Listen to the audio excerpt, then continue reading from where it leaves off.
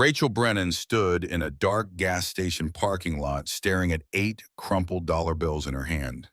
Her last $8, her daughter's breakfast money for tomorrow morning. The bills were worn soft from being folded and unfolded, counted and recounted. One $5 bill creased down the middle from living in her pocket. 3 ones so old they felt like cloth instead of paper. The fluorescent lights overhead flickered and buzzed like dying insects casting harsh shadows across the cracked pavement. Oil stains made dark patterns on the concrete years of cars leaking their lives into the ground. It was just past 11 at night and the place was almost empty. Just her, the night attendant, inside watching something on his phone, and the sound of distant traffic on Route 66. The old highway, the mother road, the artery that once carried America's dreams west. Then she heard the sound, a man gasping for air. 30 feet away, a massive figure leaned against a chrome motorcycle under one of the lights. The bike gleamed like liquid silver, every surface polished to mirror perfection. Custom work, expensive.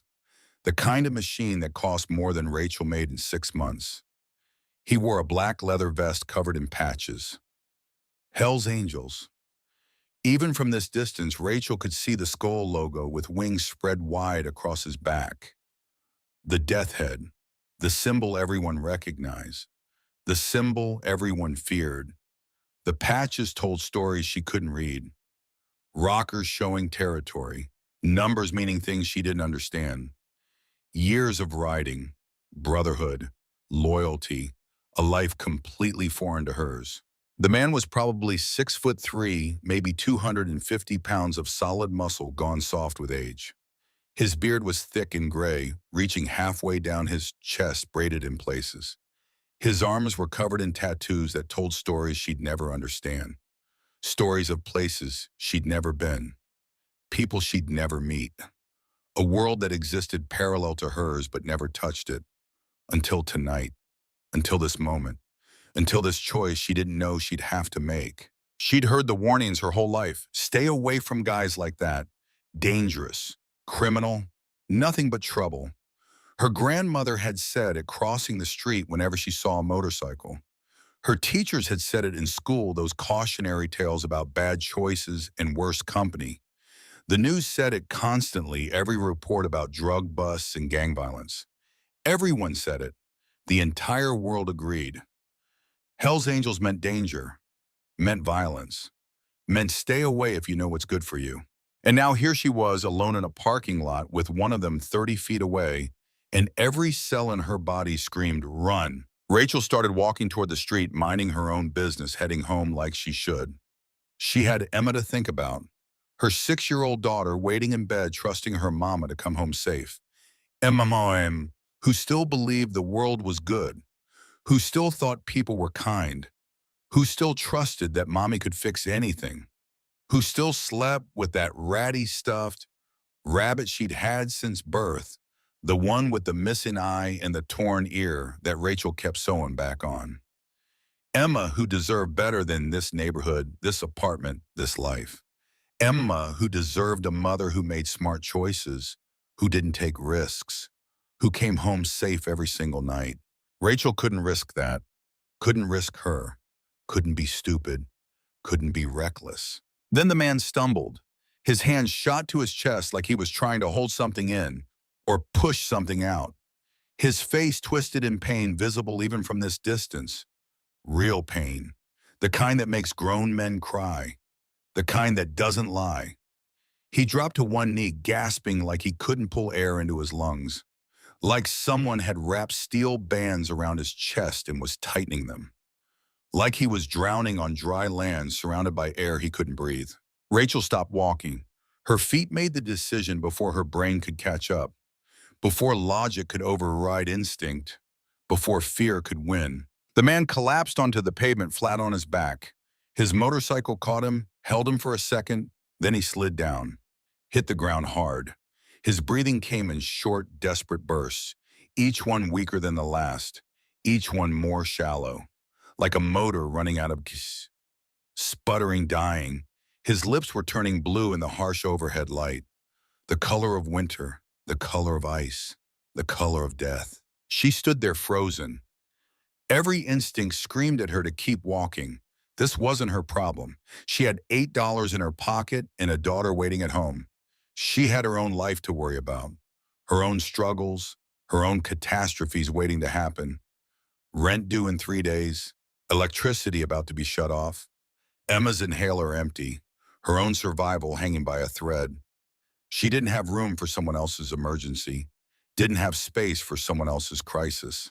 But then she heard it, a sound that made her blood run cold, a sound worse than the gasping, worse than the struggling. Nothing. The man wasn't breathing anymore. His massive chest had stopped moving, just still, completely still, like someone had pressed pause on his life, like God had looked away for a moment and forgotten to keep him alive. And in that moment, Rachel Brennan had a choice to make, the kind of choice that defines who you are, the kind of choice you can't take back, the kind of choice that echoes through every moment that comes after. She could walk away, should walk away. Every rational part of her brain said walk away. He's dangerous. He's not your problem. You have Emma to think about. You have $8. You have tomorrow to survive. You have your own life hanging by a thread, and you're about to cut it for a stranger, for a criminal, for someone who wouldn't do the same for you. But she couldn't, because she remembered. 36 hours earlier, before the gas station, before the choice, before everything changed, Rachel's alarm had gone off at 5 in the morning. The sound cut through the darkness like violence, like an assault on sleep, on peace, on the only escape she had from her life. She reached over and slapped it, silent, then lay there for 30 seconds, staring at the ceiling, gathering strength for another day, another hustle, another 24 hours of survival. She dragged herself out of bed in the tiny apartment she shared with Emma. The place was small, run down in a neighborhood in South Tulsa that had seen better days, better decades, better generations. The kind of neighborhood where people used to leave their doors unlocked, where kids played in the streets until the streetlights came on, where everyone knew everyone and looked out for each other, where block parties happened every summer and people borrowed sugar and returned it with cookies, where community meant something. Not anymore. Now it was the kind of place where you kept your head down and your door locked and your eyes on your own business, where you didn't ask questions and you didn't get involved and you definitely didn't trust strangers, where gunshots at night were background noise, where sirens were so common you stopped hearing them, where police cars cruising slowly meant trouble was coming or trouble had already been, where the good people were leaving as fast as they could save up deposits for better apartments in better neighborhoods, with better schools and better futures. But it was home. It was all they had. The rent was $650 a month for a one-bedroom apartment with a kitchen the size of a closet and a bathroom where the toilet ran constantly and the shower barely produced hot water. But it was theirs, as long as Rachel could pay, as long as Mr. Henderson didn't find a reason to evict them, as long as they could hold on. She walked into the kitchen, her bare feet cold on the linoleum floor. The pattern was faded, worn through in places from decades of footsteps. She opened the cabinet. One box of cereal almost empty. She could see the bottom of the box through the remaining flakes. Generic brand. The kind that turned to mush 30 seconds after you poured milk on it. The kind that tasted like cardboard but cost half as much as the real thing. Half a carton of milk in the refrigerator. She'd bought it 4 days ago. Rationed it. Made it last. 1 cup for Emma's cereal each morning. Not a drop more. She poured the last bit into Emma's bowl and made it stretch as far as it would go. Tipped the box, shook out every last flake, scraped the corners with her finger to get the dust. There wasn't enough for 2 people. There was barely enough for 1. But Emma would eat. That was the rule, the law, the one thing Rachel would never compromise on. Emma always ate first. Emma always ate enough, even if Rachel went hungry, even if Rachel skipped meals, even if Rachel felt her own stomach cramping with emptiness. Emma came padding out in her pink pajamas, rubbing her eyes. The pajamas were too small, had been for months. The cuffs hit her mid-calf instead of her ankles. The sleeves stopped inches above her wrists. But they were her favorites, covered in cartoon unicorns, and Rachel couldn't afford new ones yet. Her blonde hair stuck up in all directions, wild from sleep, tangled and sweet. She had her mother's green eyes, the color of spring leaves, of hope, of life. And her father's smile, though Rachel tried not to think about him anymore. Tried not to remember the man who'd promised forever and delivered 3 years. Left when Emma was 3 years old and never looked back. Never called, never sent money, never asked how his daughter was doing, never wondered if she had enough to eat, or clothes that fit, or a mother who was drowning, trying to keep them both alive. Just gone. Vanished. Like he'd never existed except for the daughter he left behind and the hole in Rachel's heart that never quite healed. "Good morning, Mommy." Emma's voice was soft, still heavy with sleep, sweet and trusting and innocent. The voice of a child who still believed the world was good, who still thought tomorrow would be better than today, who still trusted that grown-ups knew what they were doing. "Morning, baby." Rachel kissed the top of her head, breathed in the smell of her daughter's shampoo. The cheap kind from the dollar store, lavender scented, but it smelled like hope somehow. Like innocence. Like everything good in the world concentrated in one small person. She set the bowl on the small kitchen table, the one that wobbled if you leaned on it wrong. The one Rachel had found at a yard sale 3 years ago for $15. The one that had coffee cup rings and crayon marks and memories carved into its surface. Emma climbed into her chair, the one with the wooden slats that were starting to come loose. Started eating, slowly, carefully, savoring each spoonful like she knew it had to last. Like she understood even at 6 years old that food wasn't guaranteed, that tomorrow might be harder than today, that Mommy was doing her best, but her best sometimes wasn't enough. 6 years old and already learning to ration, already learning that wanting more didn't mean getting more, already learning the cruel mathematics of poverty, the addition that never adds up, the subtraction that leaves you with less than zero. Rachel didn't make a bowl for herself, didn't even consider it. There wasn't enough. This was life now, had been for 3 years.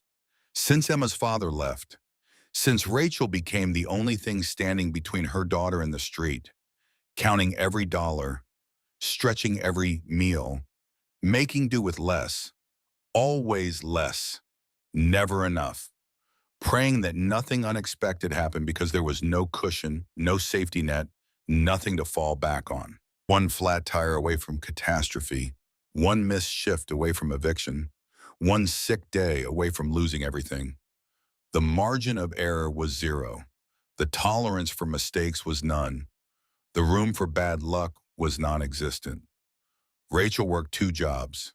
Had to. One job wouldn't cut it. Not in this economy.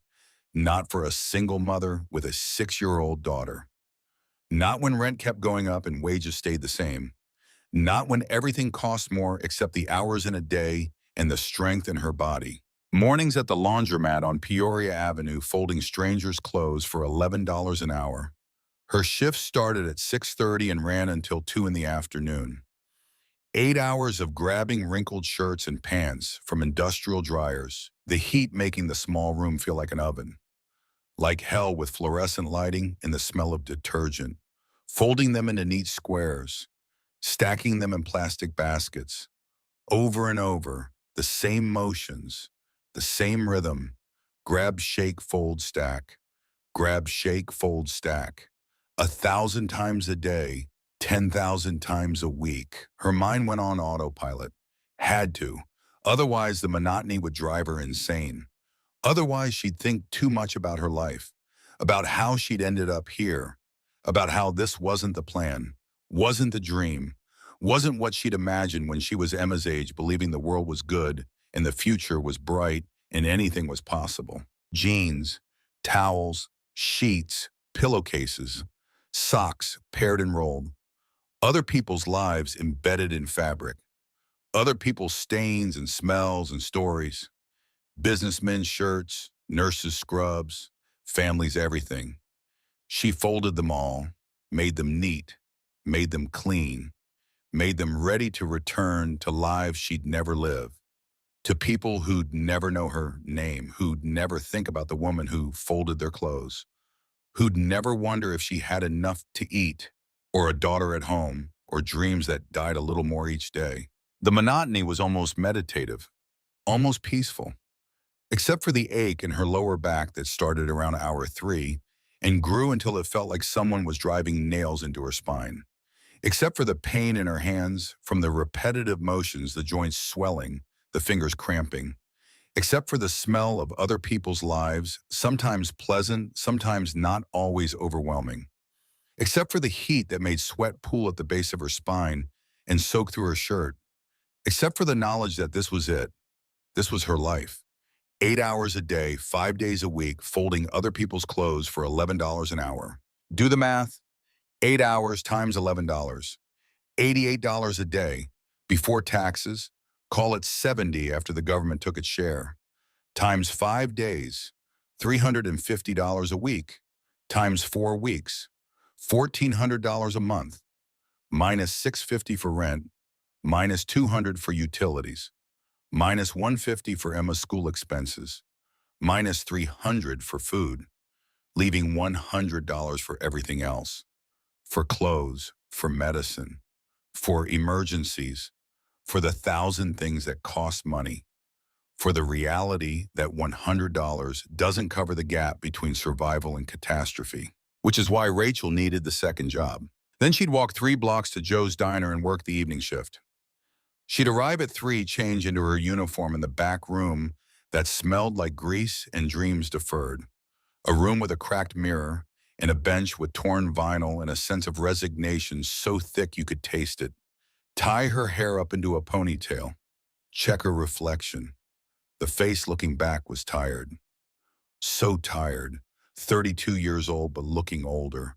Lines around her eyes, shadows underneath them. A woman who'd aged a decade in 3 years. Force a smile onto her face. The smile customers expected. The smile that earned tips. The smile that said, I'm happy to serve you, even though my feet are already screaming and I have 6 more hours ahead of me. She served truckers who'd been driving for 18 hours straight and just wanted hot coffee and a warm meal, and maybe a kind word from someone who didn't want anything from them except their order.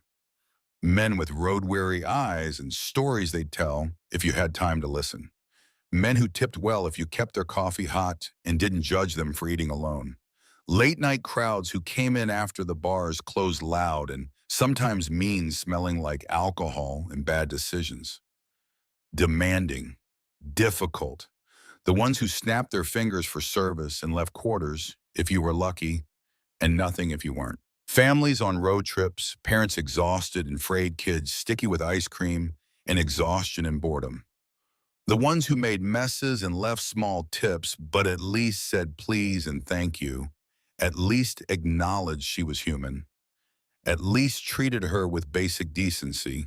She refilled coffee cups until her arm ached, took orders she'd memorized years ago, burger medium rare, fries extra crispy, eggs over easy, pancakes with extra butter, coffee black, coffee with cream, coffee with sugar, sweet tea, unsweet tea, water with lemon, water no lemon. 1,000 variations of the same requests. Delivered plates of food she couldn't afford to buy for herself, food she'd look at and calculate while her own stomach growled. That burger is $8. That's Emma's lunch for 2 days. Those fries are $3.50. That's bus fare for tomorrow. That slice of pie is $4. That's dinner tomorrow night. Everything translated into survival mathematics. Everything measured in what it cost versus what it bought in terms of staying alive. She hustled for tips that sometimes added up to $20, sometimes less. Smiled at the ones who left nothing, the ones who ran her ragged and stiffed her completely. Thanked the ones who left quarters like they'd done her a favor. Remembered the rare ones who left $5 and meant it when they said, God bless you. The ones who saw her, really saw her, saw the exhaustion and the struggle and the desperate hustle. The ones who understood that tips weren't extra. They were survival. They were the difference between making rent and not making rent, between Emma eating and Emma going hungry, between staying afloat and drowning. Her car had broken down 3 weeks ago. The Honda she'd bought used 5 years ago, with money she'd saved from tax returns and birthday cards and every spare dollar she could scrape together. The car that represented freedom, independence, the ability to get to work without walking. The transmission went out on her way home from the diner one night, just stopped working in the middle of the road traffic, honking behind her people, yelling hazard lights, flashing. She'd felt it coming for weeks. The slipping, the grinding, the way it hesitated when she shifted. But she couldn't afford to fix it then, and she couldn't afford to fix it when it finally died completely. She'd had to call a tow truck, watch them haul it to the impound lot, watch her freedom disappear on the back of a flatbed. The mechanic, a man named Bobby, who'd gone to high school with her grandmother, looked at her with pity in his eyes. The kind of pity that hurt worse than anger. The kind that said, I know you can't afford this, and we both know what that means. Transmission shot. Gonna cost $1,200 to fix. Maybe more if there's other damage. Could be as much as $1,500. And that's if I can find a used transmission. New would be $3,000 easy. $1,200 might as well have been 12 million. 1,500 might as well have been the moon. 3,000 might as well have been another planet in another galaxy, in another universe where Rachel didn't exist. So now she walked everywhere. 3 miles to work in the morning, her breath visible in the cold air, cars rushing past her on their way to better jobs in better neighborhoods, with better schools and better futures. People who had cars that worked and lives that worked and futures that looked like something other than survival. 3 miles between jobs, her feet already aching from 8 hours of standing, knowing she had 6 more hours ahead of her at the diner. Knowing that walking saved $470 in bus fare. Knowing that $470 was lunch tomorrow or bus fare the next day, or the slow accumulation of dollars that might someday mean something. 2 miles home at night, alone on dark streets, keys between her fingers just in case the wrong person approached, just in case someone decided a lone woman was an easy target, just in case her luck ran out the way it felt like it was constantly threatening to do. All in worn-out sneakers with a hole in the left sole, sneakers she'd bought 2 years ago that had walked thousands of miles, that had worn through, that needed replacing, that she couldn't afford to replace. She could feel the pavement through the thin rubber with every step, feel the heat in summer baking through the sole, feel the cold in winter seeping into her bones, feel every pebble, every crack, every imperfection in the sidewalk, feel the miles adding up, feel her body breaking down, feel the slow erosion of her health in exchange for survival. The bills kept coming. They always did, like clockwork, like gravity, like death and taxes and all the other certainties in life. Rent was due in 3 days, $650. She had $500, was $150 short, always scrambling, always juggling. Pay this bill, skip that bill. Pay rent late, pay electricity on time. Choose food over medicine. Choose medicine over food. An endless series of impossible choices with no good answers. The landlord, Mr. Henderson, had already threatened eviction once. Stood in her doorway 2 months ago, arms crossed, face hard as stone. A man who'd owned this building for 30 years and had seen 1,000 tenants come and go and had learned not to care about their stories, their excuses, their reasons. He'd looked past her into the apartment, seen Emma playing with her toys on the floor, seen the shabby furniture and the worn carpet and the evidence of poverty everywhere. Smelled it even. That particular smell of not quite enough, of making do, of survival. If you're late again, Miss Brennan, I'll have no choice. I got bills too. This ain't charity. This is business. I got a mortgage. I got property taxes. I got a dozen other people who'd take this apartment if you can't pay. People who pay on time every month. People who don't make excuses. She promised she wouldn't be late, made promises she wasn't sure she could keep, promises that depended on tips being good and nothing going wrong, and Emma staying healthy and the universe giving her a break just this once. But what else could she do, begged Cry explained, that she was doing everything she could and it still wasn't enough. He'd heard it all before, from 100 other tenants, 1,000. He didn't care about her story because everyone had a story, and none of them changed the fact that rent was due on the 1st and late on the 5th, and eviction started on the 10th. Emma's asthma inhaler needed refilling. $60 she didn't have. $60 that might as well have been $6,000. The prescription had run out last week. Rachel had been stretching the last one, counting puffs, telling Emma to only use it when she really needed it. Only when her breathing got bad, only when her chest got tight and her lips started to turn blue. She hated doing that, hated being the kind of mother who rationed medicine, who played Russian roulette with her daughter's health, who watched her child struggle to breathe, watching her chest heave with effort, listening to the wheeze that meant the asthma was winning, knowing that medicine sat in a pharmacy 3 blocks away, but might as well have been on the moon. All because of $60. $60 that could save her daughter's life. $60 she didn't have. The electricity bill had an overdue notice taped to the refrigerator. Red letters, final warning before shutoff. Another $147 she'd managed not to pay for 2 months. She'd called the electric company twice, sat on hold for 30 minutes each time, explained her situation to people who'd heard 1,000 situations just like hers, begged for an extension. They'd given her 2 weeks. That was 10 days ago. In 4 more days, they'd shut it off. Then she and Emma would be sitting in the dark. No lights, no refrigerator, no way to keep food cold, no way to cook, no way to live like a normal human being in the 21st century. But Rachel didn't complain.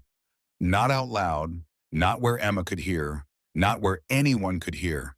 She'd learned a long time ago that complaining didn't pay the bills, didn't change anything, didn't make the world softer or kinder or more forgiving, just made you bitter, made you hard, made you into someone she didn't want to be, into the kind of person who'd walked past her grandmother on that sidewalk, who'd seen suffering and chosen convenience, who decided someone else's crisis wasn't their problem.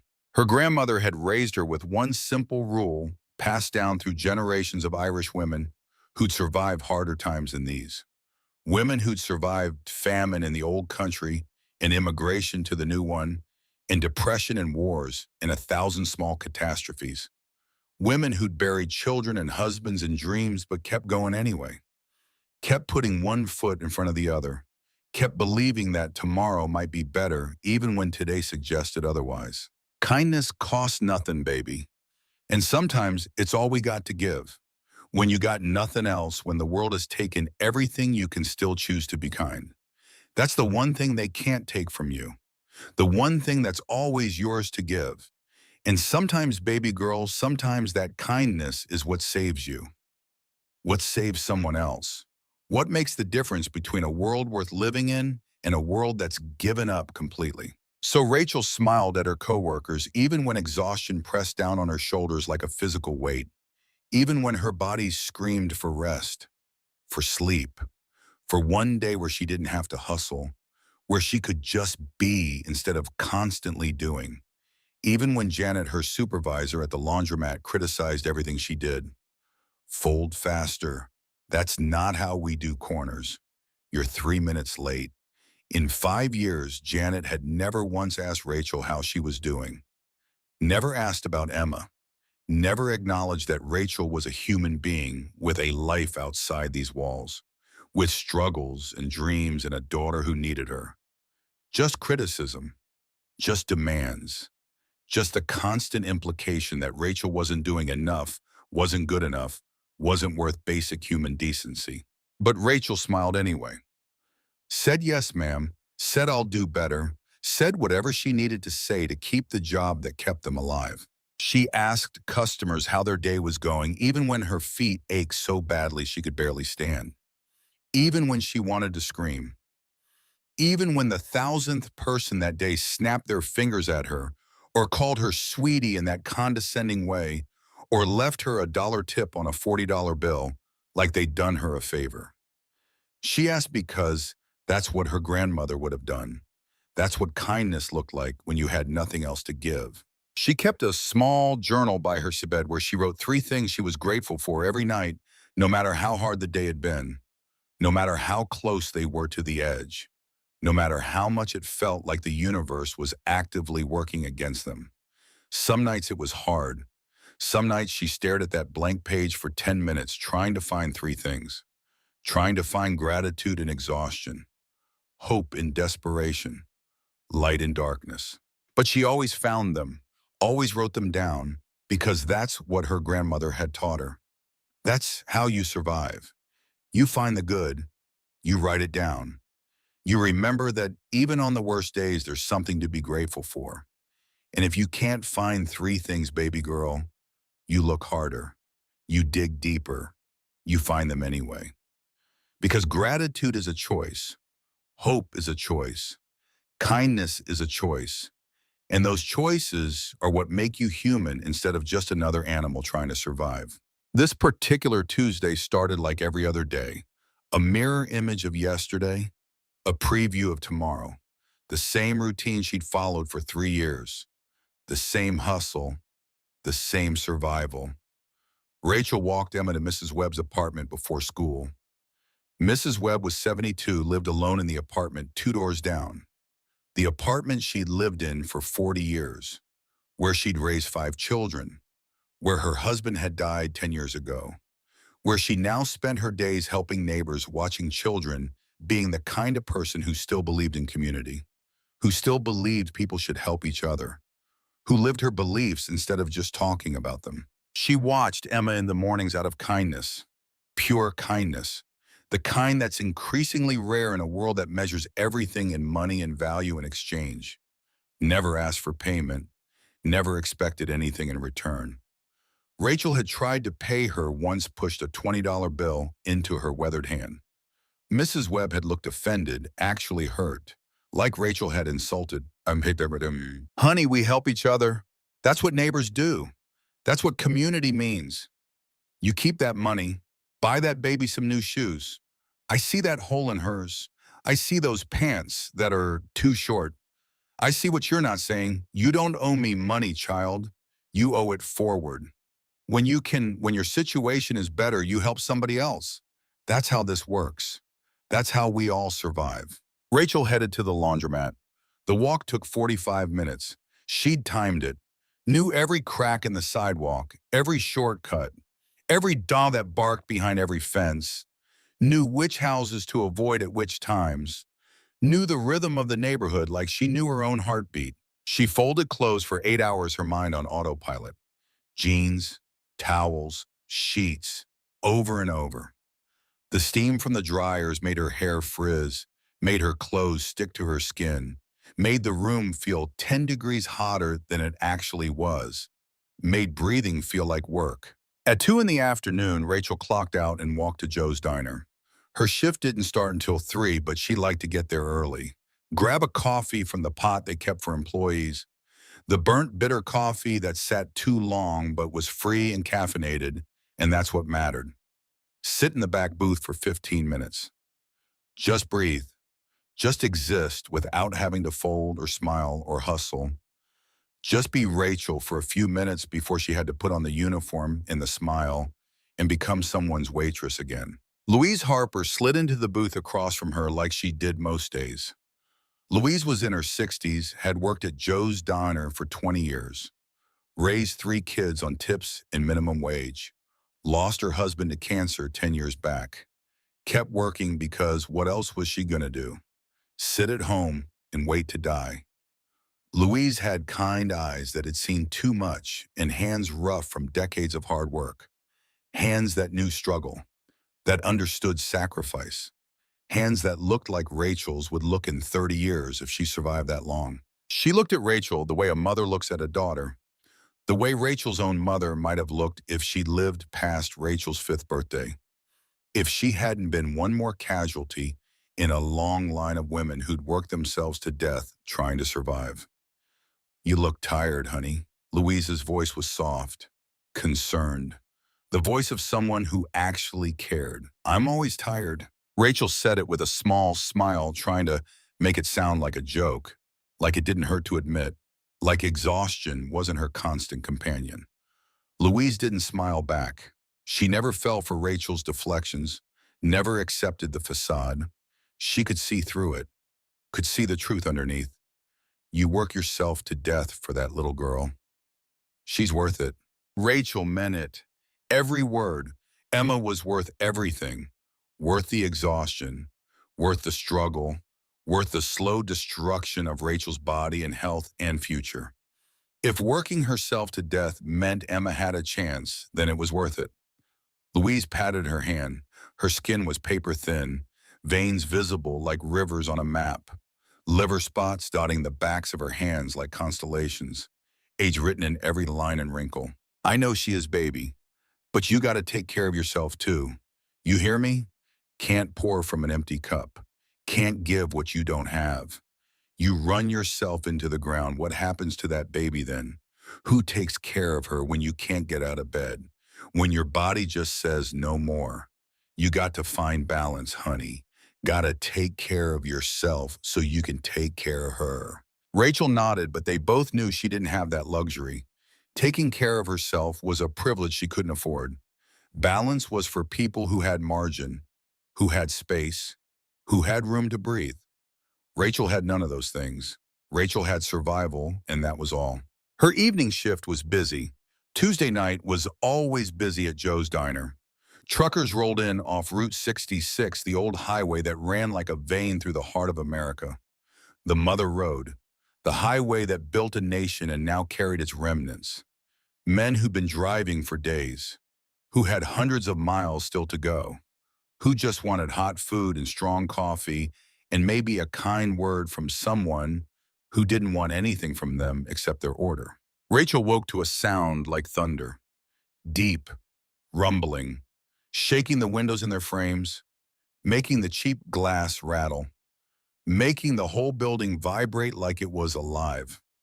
She opened her eyes and stared at the ceiling, trying to place it, trying to make sense of a sound that didn't belong in this neighborhood, in this world. Then she realized what it was. Engines, motorcycle engines, not one, not two, many, the sound building, growing, getting louder. She rushed to the window and looked out. Her street was lined with motorcycles, not 10 or 20, not even 50, hundreds of them, chrome gleaming in the early morning light like a river of metal. Black vests, the skull logo with wings on every single back. Bikers standing in perfect formation like soldiers at attention, like an army assembled for war. But silent, completely silent, except for the rumbling of their engines. A sound that felt like it came from the earth itself, from something primal, something powerful, something that couldn't be ignored. Oh my God, Rachel whispered it to herself. Her hand went to her mouth. Her heart pounded so hard she could feel it in her throat, could taste copper fear on her tongue. Emma ran into the room in her pajamas, her eyes wide with a mixture of fear and wonder. The kind of look children get when something extraordinary happens, but they don't know if it's good or bad. Mommy, why are there so many motorcycles? What's happening? Are we in trouble? Rachel had no answer. No words. No explanation that would make sense to a 6-year-old. Hell, no explanation that made sense to her. She threw on clothes with shaking hands, her fingers fumbling with buttons and zippers, rushed outside with Emma clinging to her side, small fingers digging into Rachel's legs, seeking safety, seeking reassurance Rachel wasn't sure she could provide. The entire neighborhood had come out, but they weren't curious, weren't excited, weren't wondering what was happening. They were terrified, pure primal terror written on every face. Windows slammed shut up and down the street. The sound of locks clicking. Deadbolts sliding home. Parents pulled children inside with rough urgency. Mothers screaming for kids to get in the house right now. Fathers positioning themselves in doorways like human shields. Mrs. Tucker stood on her porch with her phone pressed to her ear, her voice high and tight with fear. Yes, police. There's a gang on our street, South Maple Avenue. Please hurry. They're everywhere. There must be 100 of them. Maybe more. They're just standing there. I don't know what they want, but we need help. Now. We need help now. Mr. Dawson ran toward Rachel, his face red with anger that barely masked fear. Behind him, a crowd was forming. 20 neighbors, 30, 40, all looking at Rachel like she'd brought the devil himself to their doorstep, like she'd invited catastrophe into their lives, like she'd betrayed every single one of them. Rachel, what did you do? What the hell did you do? His voice was loud enough to carry down the whole block. Loud enough that people 3 streets over could probably hear him. Loud enough to wake anyone still sleeping. Loud enough to announce to the world that something terrible was happening and it was Rachel's fault. Why are they here? You brought a gang to our street. Our kids live here. My kids live here. Do you understand what you've done? Do you have any idea what you've brought to this neighborhood? Other voices joined in, angry, scared, desperate, a chorus of accusation and fear. What were you thinking? How could you do this to us? We trusted you. I told you, Mrs. Tucker shouted from her porch, her voice cracking. I warned you. I said that kindness would get you hurt. I said those people were dangerous. But you didn't listen. You never listen. Get them out of here, someone else screamed. Get them away from our children. The crowd pressed closer, tighter, more threatening with each step. Faces Rachel had known for years. People who'd waved hello, who'd borrowed sugar and returned it with cookies, who'd helped carry groceries when her car was working, who'd watched Emma ride her bike, who'd been neighbors in the real sense of the word, people who'd meant something to her, who she'd meant something to. Now they looked at her with fear and something worse, betrayal, disgust, hatred even, like she'd committed an unforgivable sin, like she'd crossed a line that couldn't be uncrossed. Emma started crying, sobbing, her small body shaking. Mommy, I'm scared. Why are they yelling? What did you do? Are the bad men going to hurt us? Rachel pulled her close, wrapped her arms around her daughter's trembling body, her own hands shaking just as badly. It's okay, baby. It's going to be okay. Mommy's here. I won't let anything happen to you. But she didn't know if that was true. Didn't know if she could keep that promise. Didn't know what was happening or what it meant or whether she'd made the biggest mistake of her life. Then Cole stepped forward from the line of bikers. He raised his hands, palms out, the universal gesture of peace, of non-aggression, the gesture of someone trying to calm a frightened animal. And that's what the crowd was, a frightened animal. Backed into a corner, dangerous in its fear. Folks were not here to cause trouble. Nobody's in danger. Nobody's going to get hurt. His voice was calm, steady, like a man who'd done this before, like a man who understood fear and knew how to talk to it. But it only seemed to make things worse, made the crowd angrier, made them feel patronized, lied to. Mr. Dawson stepped forward, chest out, shoulders squared. A man trying to be brave when everything in him screamed run. Then why are you here? What do you want? Why did you bring an army to our street? We're here to help one of your own. Cole's voice remained calm, patient, like he was explaining something simple to a child. Help you expect us to believe that? A woman shouted from the crowd, her voice breaking with hysteria. You're Hell's Angels. We know what you are. We know what you do. You're criminals, murderers, drug dealers. Get out of our neighborhood. Get away from our children. Cole didn't flinch, didn't react to the accusations, didn't defend himself or his brothers, just waited, let the fear play out, let the accusations exhaust themselves. Then he spoke again, quiet, certain. Rachel Brennan saved a life 2 nights ago. She used her last $8 to help a stranger having a heart attack at a gas station on Peoria. She didn't know who he was. She didn't care. She just saw a human being who needed help. And she helped, while other people walked past, while other people told her not to get involved, while other people said we were too dangerous to help. She helped anyway. Silence rippled through the crowd. People looked at each other, confused, uncertain, not sure whether to believe him, not sure what this meant. Now we're here to save hers. A trailer truck pulled up behind the motorcycles. Big, industrial, the kind that carries serious cargo. The crowd shifted nervously, murmurs spreading, speculation building. Bikers started unloading boxes, moving with purpose, with coordination, like a military operation, like they'd done this before, like they knew exactly what they were doing. Cole turned back to the neighbors, his voice louder now. Carrying authority, my name is Cole Davidson. I'm a volunteer with Lily's Foundation. We're a nonprofit organization that helps struggling families. We've been doing this work for 20 years, nonprofit. Someone muttered, Hell's Angels run a nonprofit. That's bullshit. That's a cover. That's how they launder money. The voice was skeptical, hostile, representative of what most of them were thinking. Cole continued like he hadn't heard the interruption, or like he'd heard it 1,000 times before and it didn't matter anymore. Vic Garrett, the man Rachel saved, founded Lily's Foundation after his 7-year-old daughter died of leukemia. They couldn't afford the treatments fast enough.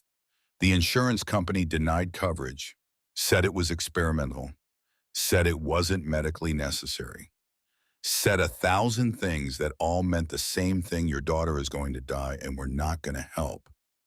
By the time Vic sold everything he owned, mortgaged his house, borrowed from everyone he knew, by the time he got the money together, it was too late. His daughter died. And Vic made a promise at her grave. Anyone who shows real kindness when they have nothing, anyone who helps someone else when it costs them everything, he helps them. He helps them the way he wishes someone had helped his family, the way he wishes someone had helped Lily. Cole paused, letting that sink in, letting the story do its work, letting them understand. We've helped over 3,000 families in 20 years. We pay medical bills so kids don't die like Lily did. We prevent evictions so families don't end up on the street. We fix cars so single mothers can get to work. We pay for groceries so children don't go to bed hungry.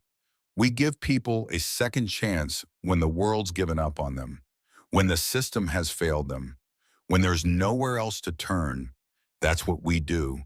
That's who we are, not what you think, not what the news says, not what the stereotypes tell you. We're people who help people. That's all. That's everything. The crowd was quiet now, still skeptical, still wary, but listening, really listening. Mr. Dawson's face changed. Something clicked behind his eyes. A memory surfacing, a connection being made. Wait a minute. Lily's Foundation. He stepped forward, his anger draining away, replaced by something else. Recognition, disbelief. You helped my brother in Wichita, Michael Dawson, veteran with PTSD from Iraq. 2 tours, came back different, couldn't hold a job, couldn't sleep, couldn't stop seeing his friends die. Started drinking, started using, lost everything. His wife left, took the kids. He was living under a bridge when you found him. You paid for his therapy sessions, 6 months of intensive treatment, paid for rehab, paid for job training, got him into transitional housing.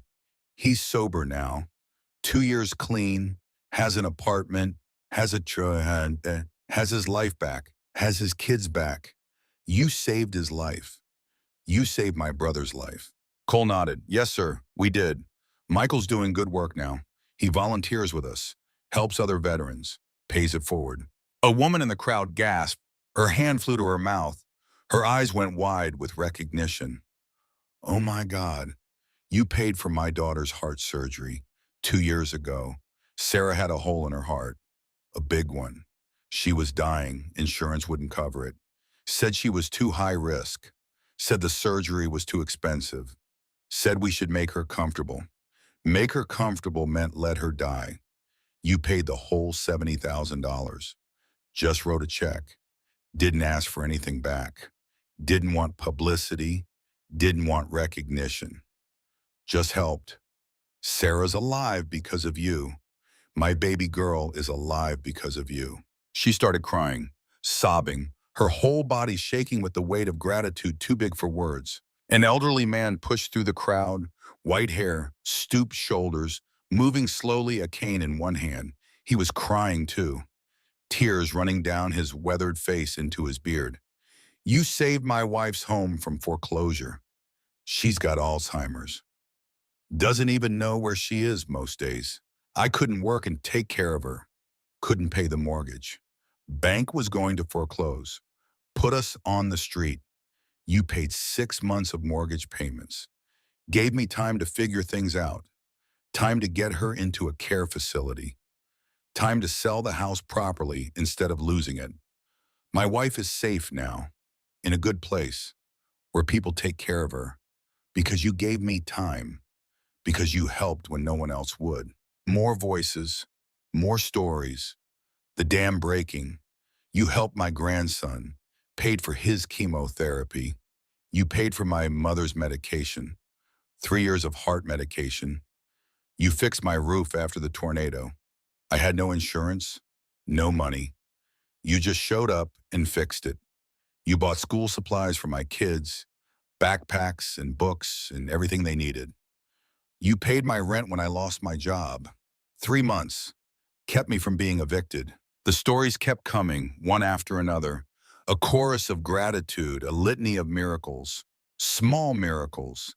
Everyday miracles, the kind that don't make the news but change everything for the people they touch.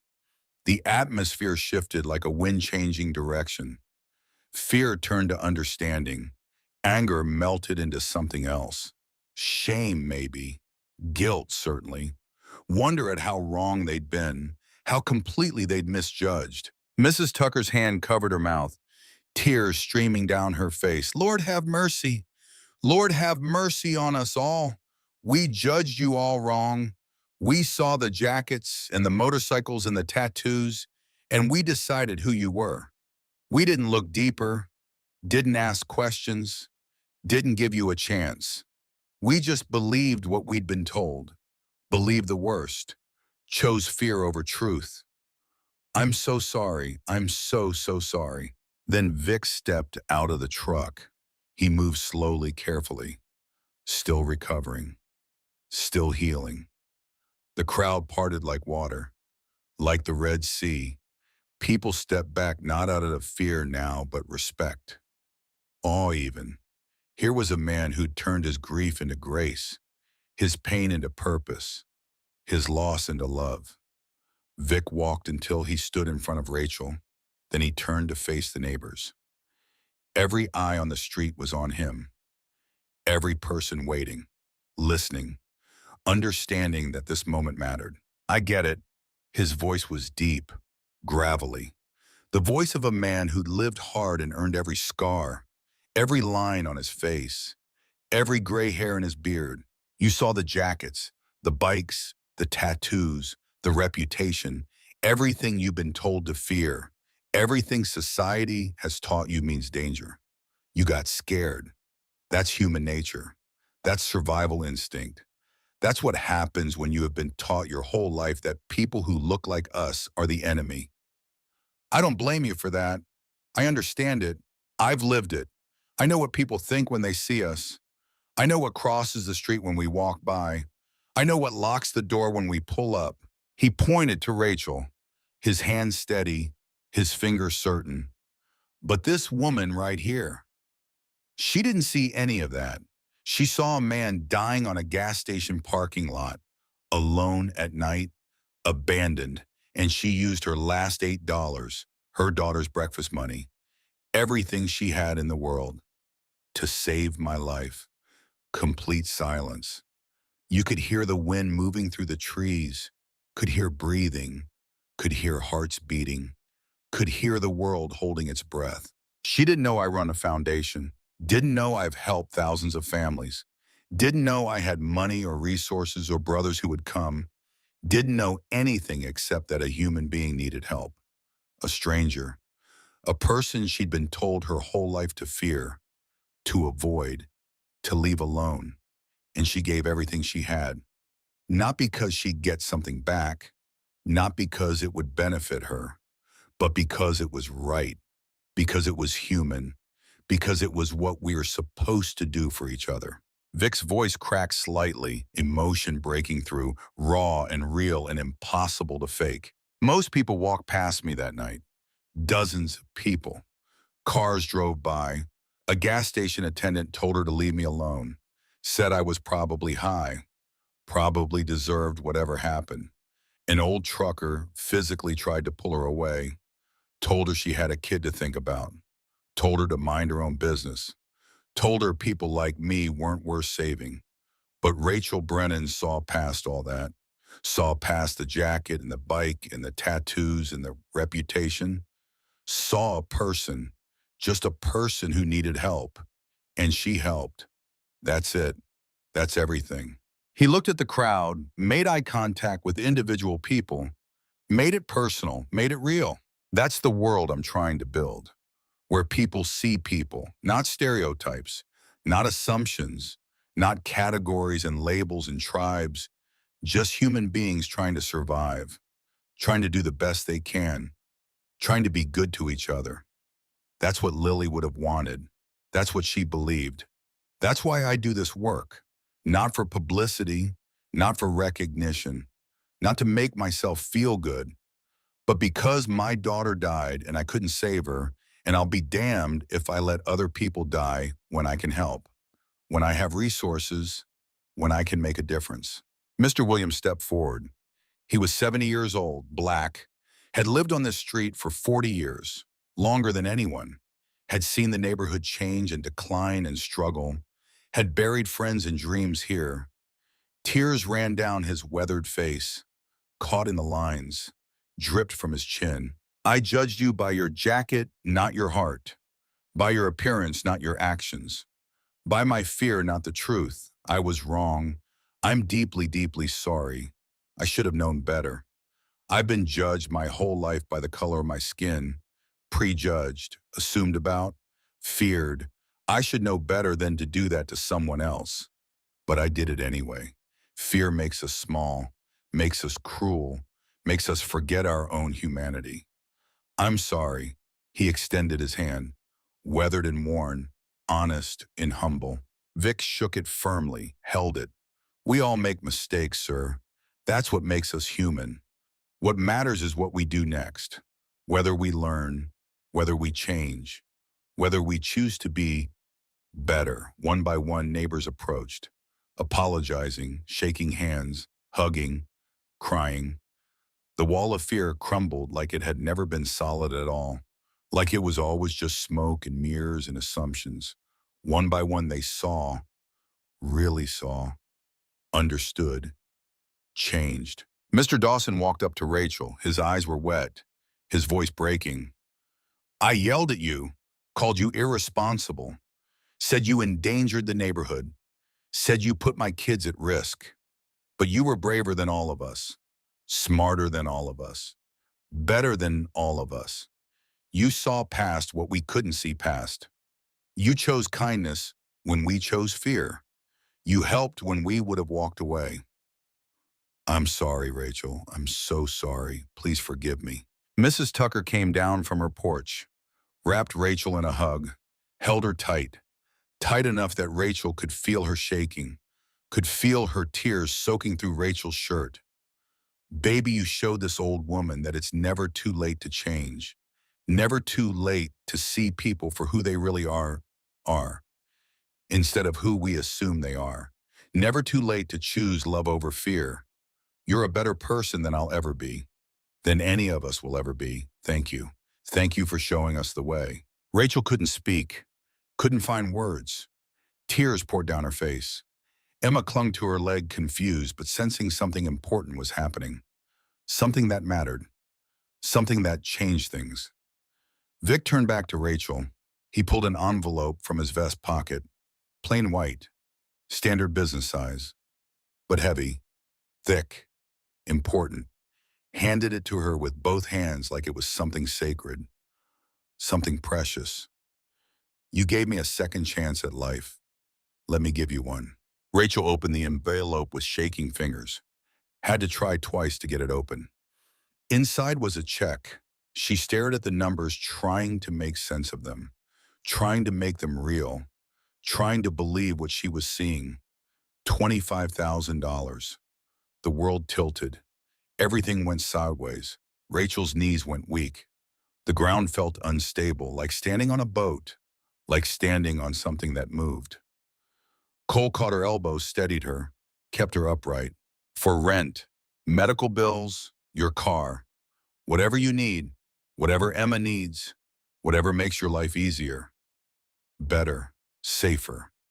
Vic's voice was gentle now, soft, like talking to something fragile that might break. But there's more, a lot more. He pulled out a second envelope. This one had official letterhead. Lily's Foundation printed across the top in green ink. Professional, real, legitimate. We're offering you a job, community outreach coordinator. It's a full-time position. Salary is $52,000 a year. Full health benefits, dental, vision, life insurance, everything. Retirement plan, paid vacation, sick days, everything a real job should have. Everything you deserve. You start in 2 weeks. That gives you time to quit your other jobs. Time to get settled. Time to catch your breath. Rachel stared at the letter. The words swam in front of her eyes, blurred, reformed, blurred again. She couldn't process it, couldn't make it real, couldn't believe that things like this happen to people like her. $52,000 a year, more than she made at both jobs combined, more than she'd ever imagined making, more than seemed possible. Health insurance, Emma's inhaler covered, doctor visits covered, everything covered. Her legs gave out, collapsed. She dropped to her knees on the pavement. The check and the letter clutched in her hands. Great sobs racked her body. All the fear, all the struggle, all the nights wondering how she'd pay rent or buy food or afford Emma's medicine. All the mornings waking up exhausted. All the days pushing through pain. All the choices between impossible things. All of it came pouring out. Years of it, a lifetime of it. Grief for what had been. Relief for what was ending. Hope for what was beginning. Emma knelt beside her, small hands on her mother's shaking shoulders. Mommy, why are you crying? Are you sad? Did the bad men hurt you? Happy tears, baby. These are happy tears, the best tears, the kind you cry when something wonderful happens. But Emma looked scared. Had never seen her mother cry like this. Had never seen emotion this big, this overwhelming. The neighbors erupted. Applause rolled down the street. Genuine, heartfelt, celebrating. Engines revved. The bikers joining in. A thunderous celebration that echoed off the houses, bounced between buildings, filled the air with sound and awe and hope. Some people were crying too. Even the men. Even Mr. Dawson, who'd been so angry 5 minutes ago. Even Mr. Williams, who'd seen so much in his 70 years. Even Mrs. Tucker, who'd been so certain she was right. Vic knelt down beside Rachel. His knees cracked. Arthritis, age, years of riding taking their toll. He grimaced but didn't stop, didn't let pain stop him. He pulled out a car key, Honda logo on the fob. One more thing. We bought your Honda from the impound lot, had it fully repaired. New transmission, new tires, oil change, tune-up, everything. It runs like new, better than new. It's around the corner, waiting for you. Rachel looked up at him. Her face was streaked with tears, Mascara running, snot running, hair wild. She looked like a mess and she didn't care, couldn't care, was too overwhelmed to care about anything except this moment, this impossible, beautiful moment. Why are you doing all this? Why me? I'm nobody. I'm nothing special. I just helped. That's all. Anyone would have done the same. Vic's eyes glisten, tears threatening, held back but barely. No, they wouldn't have. You did. That's what makes you special. And I'm doing this because 20 years ago, my daughter died because I didn't have enough money. Couldn't afford the treatment she needed. Couldn't save her. I swore on her grave I'd never let that happen to another family. Not if I could help it. Not if I had resources. Not if I could make a difference. You saved my life with your last $8. Didn't hesitate. Didn't ask what was in it for you. Didn't even ask my name. That kind of person, that's exactly who the world needs more of. That's exactly who I've been looking for. That's exactly who Lily would have wanted me to help. He put his hand on her shoulder, squeezed gently. You're not nobody, Rachel. You're exactly the kind of somebody this world needs. I'm nobody special. Rachel's voice was barely a whisper. Broken. Raw. You're wrong. You're exactly the kind of special this world is running out of.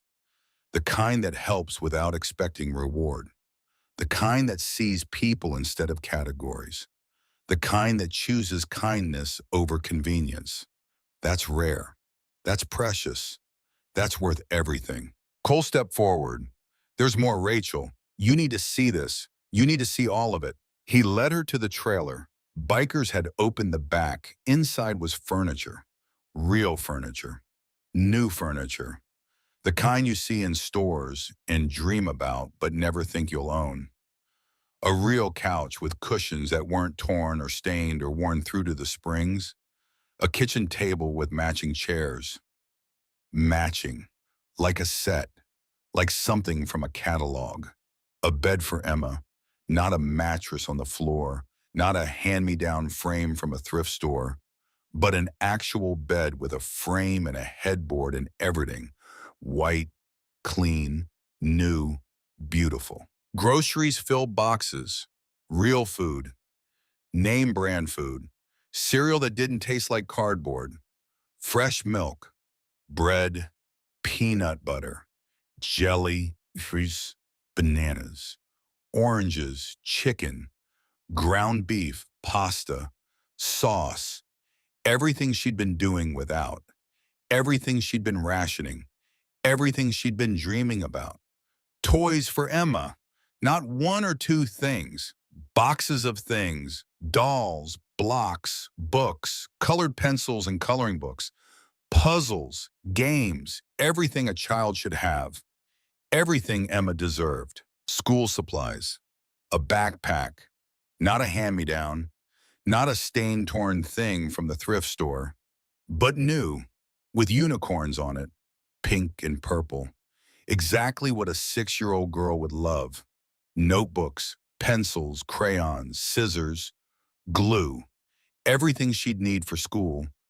Everything Rachel had been worrying about buying. Clothes. New clothes that didn't come from the thrift store or the clearance rack or hand-me-down bags. Jeans that fit, shirts without holes, a winter coat, boots, everything.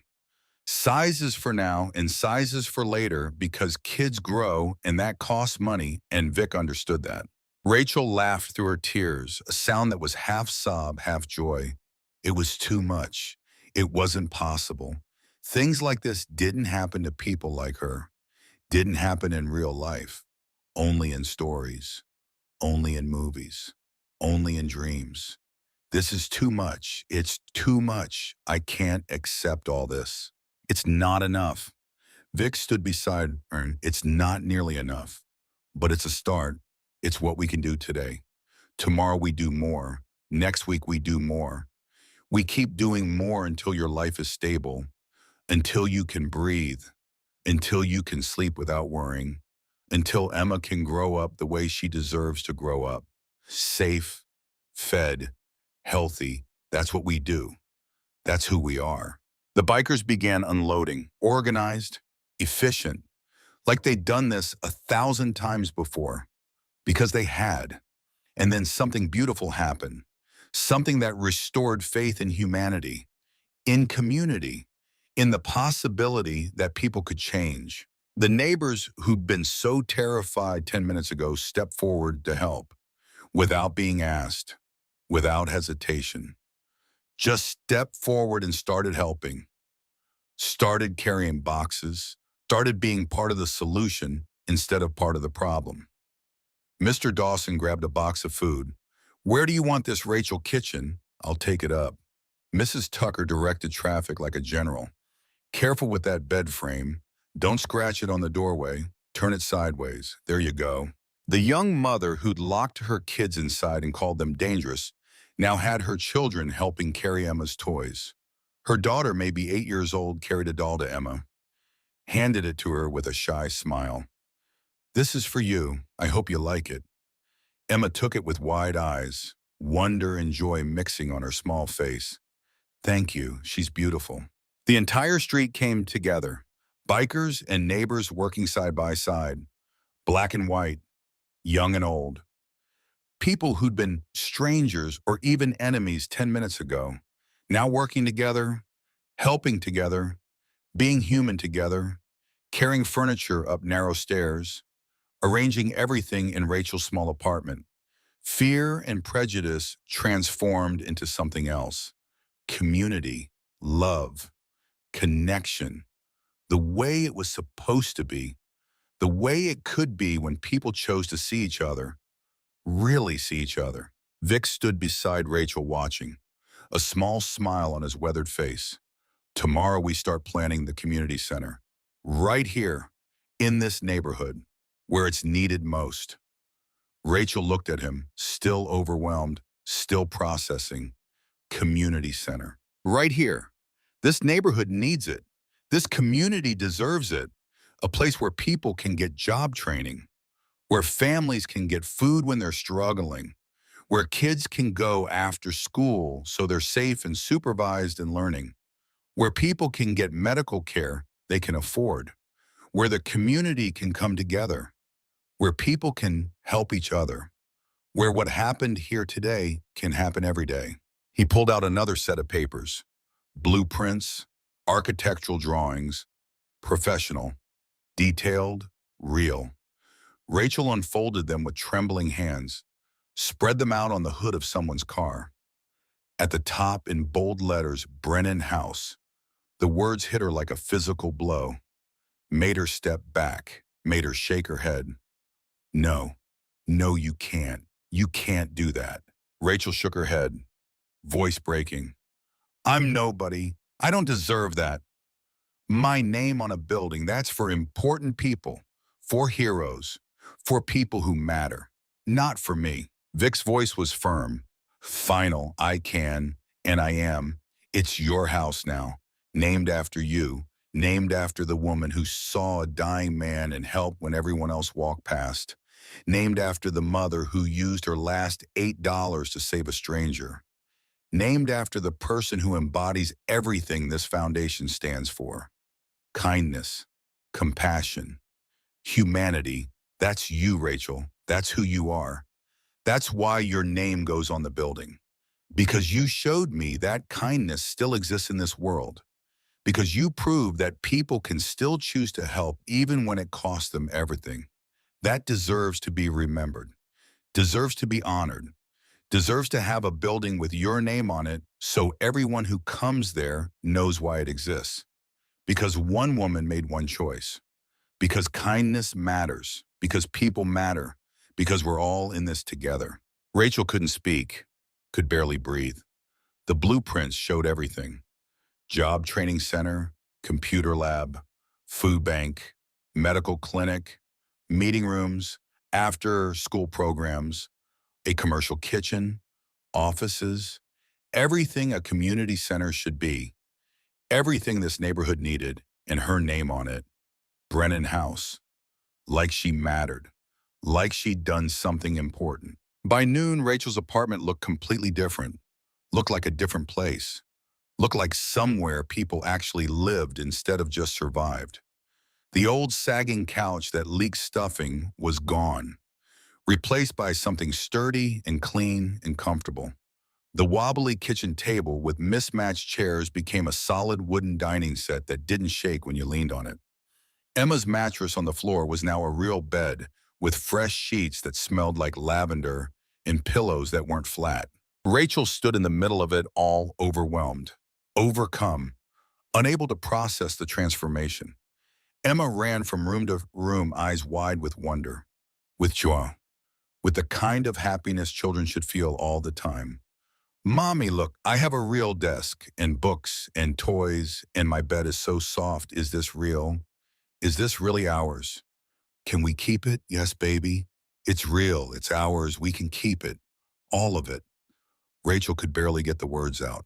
Vic sat down on the new couch and patted the spot beside him. Leather. Real leather. Soft. Expensive. More comfortable than anything Rachel had ever owned. Sit. Let's talk about the job. About what we need from you. About what this all means. Rachel sat. Her hands wouldn't stop shaking. Wouldn't be still. I'll do anything. I just want to help people. Want to give back. Want to deserve this. You already deserve it, but I know what you mean. And you're perfect for this work. That's why I chose you. He pulled out a folder. Inside were applications.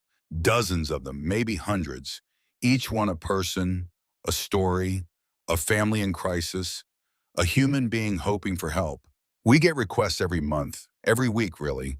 Single mothers who can't afford rent, veterans who need medical care, families crushed by hospital bills, kids who need school supplies, elderly people who can't afford medication, people who fell through every other crack in the system, people who have nowhere else to turn. I need someone who understands what that feels like, someone who's been there, someone who can look at an application and see the person behind it, see the desperation, see the hope, see the humanity, not just numbers, not just need, but people, real people. Can you do that? Rachel nodded. That's me. I know what it feels like to count every dollar, to choose between food and medicine, to wonder if tomorrow is the day you lose everything. I know what it feels like to be desperate, to have nowhere to turn, to need help and not know where to find it. That's been my life for 3 years. That pain, that struggle, I understand it in my bones. Vic smiled. Exactly, your pain, your struggle. That's not baggage, Rachel. That's your qualification, your superpower, because you know exactly what these people are going through. You've lived it. You understand it. You can look at them and say, I know, I've been there, I understand, and they'll believe you, because it'll be true. He showed her the blueprints again, pointed to different sections, Brennan House, Job Training Center, Food Bank, Medical Clinic, after-school programs for kids like Emma. All of it right here in this neighborhood. This is incredible. This is going to change lives. Rachel's voice was full of wonder. It's necessary. This neighborhood needs it. You need it. Emma needs it. Every family on this street needs it. And you're going to help me build it, help me design it, help me staff it, help me run it. This is your house, Rachel, your community center, your legacy. You're going to change this neighborhood, change this city, change lives, one family at a time. When do I start? 2 weeks. That gives you time to quit your other jobs, time to get settled, time to let Emma adjust to everything that's changed, time to breathe. He pulled out a benefits packet. Thick, official, real.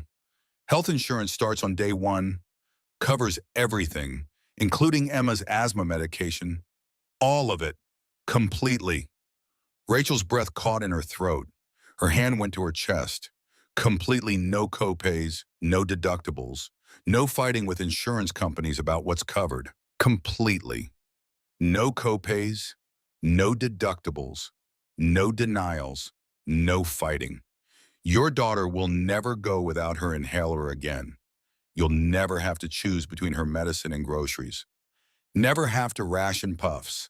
Never have to watch her struggle to breathe because you can't afford what she needs.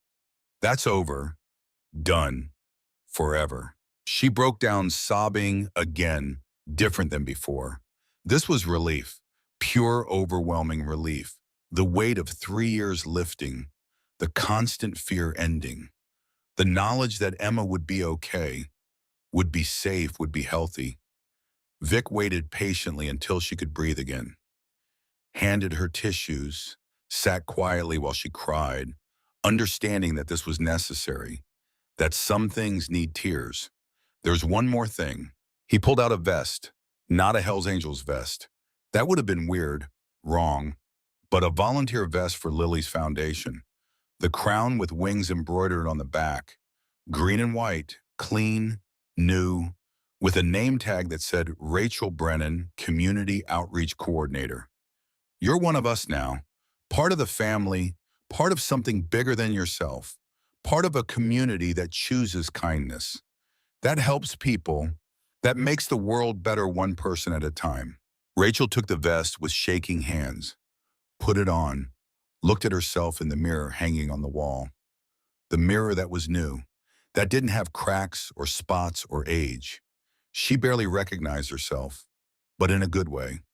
For the first time in years, she looked like someone who had hope, who had a future, who mattered. Your first job starts right now, today, this minute. Find someone in this neighborhood who needs help.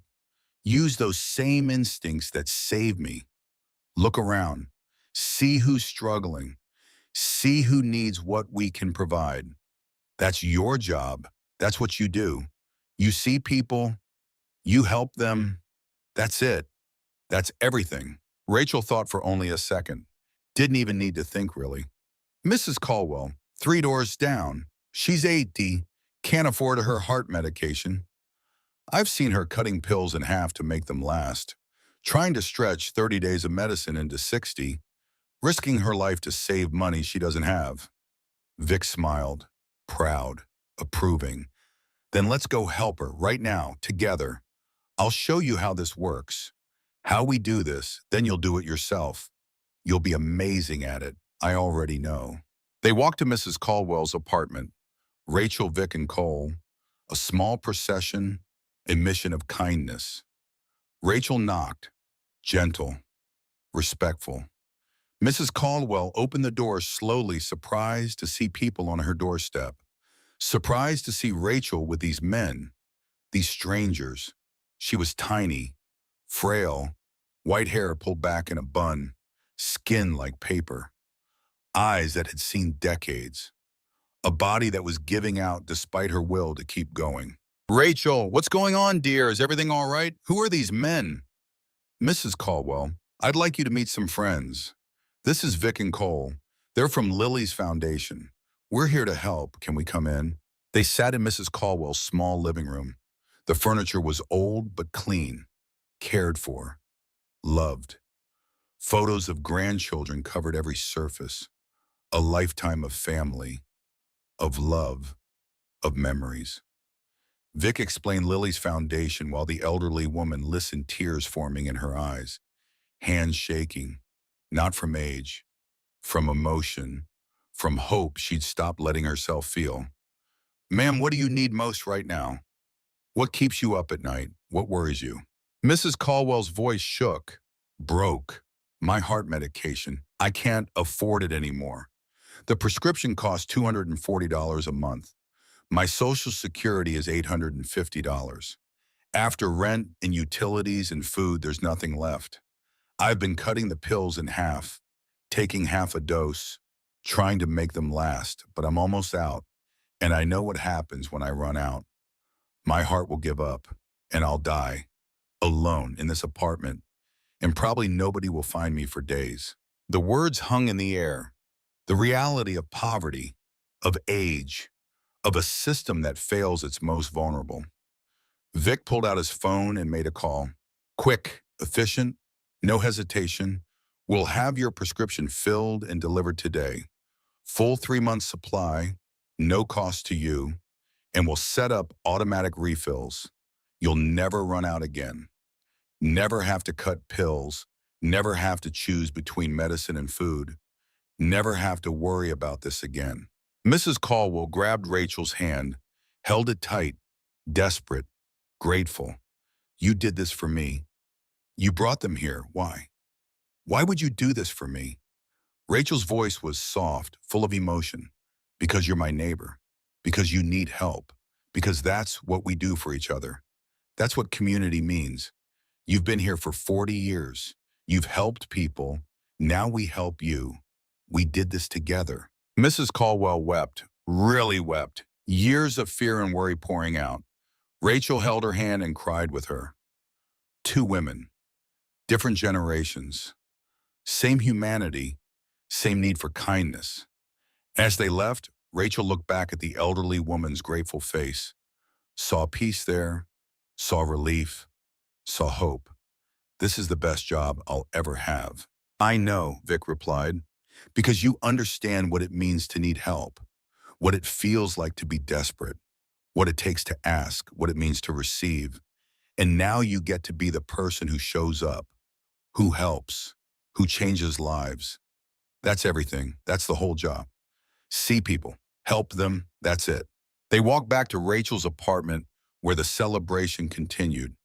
Neighbors laughed, bikers shared stories, kids played in the street without fear. Emma rode her new bike in circles, blonde hair flying behind her smile so big it looked like it might break her face.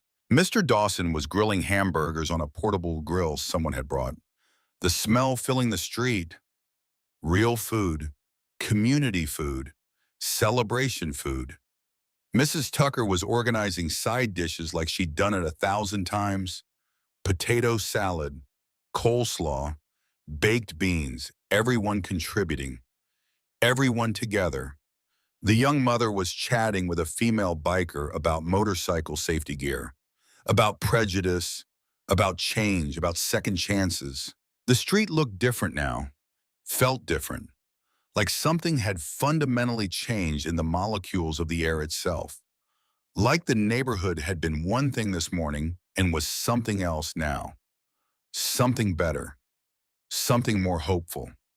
Vic pulled Rachel aside one more time, pointed to the vacant lot at the end of the block. The lot that had been empty for years, that had accumulated trash and weeds and broken dreams. Construction starts next month. Brennan House, 6 months to build, maybe 7. You're going to help me design every detail, choose the colors, pick the furniture, hire the staff, decide what programs we offer, what services we provide. Because this is your house, your community center, your vision, your chance to change the world one family at a time, one person at a time, one choice at a time. Rachel looked at Emma playing with the other children, laughing, carefree, not worried about breakfast or whether they'd have a place to sleep next month or whether mommy would come home safe or any of the 1,000 fears that had defined her young life. And for the first time in 3 years, since the day Emma's father walked out, since the day Rachel became the only thing standing between her daughter and the street, Rachel Brennan didn't worry about tomorrow. Because tomorrow was going to be okay. Actually, it was going to be better than okay. It was going to be beautiful. The day after the motorcycles came, Rachel woke up in a bed that didn't creak.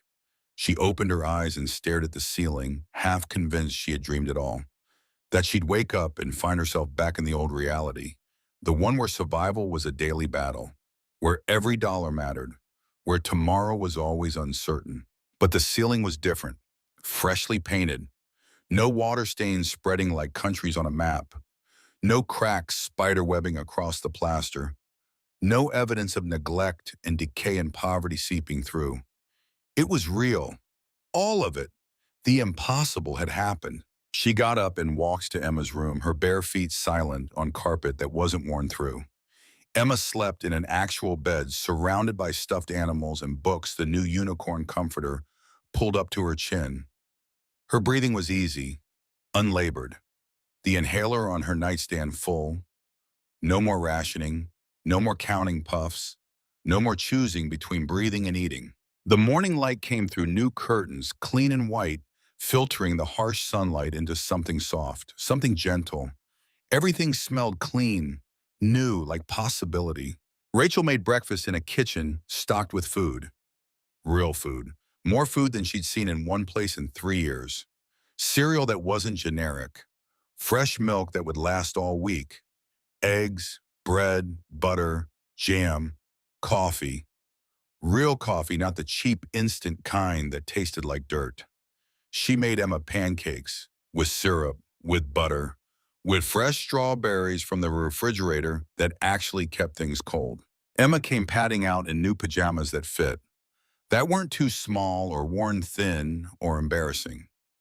Her eyes went wide when she saw the plate, like she still couldn't quite believe this was real, that this was their life now.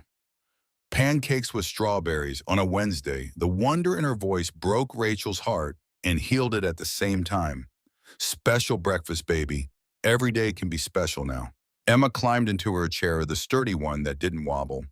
She took a bite and smiled with her whole face. Pure joy. Uncomplicated happiness. The kind children should feel every morning. These are the best pancakes ever, Mommy. You're the best mommy in the whole world.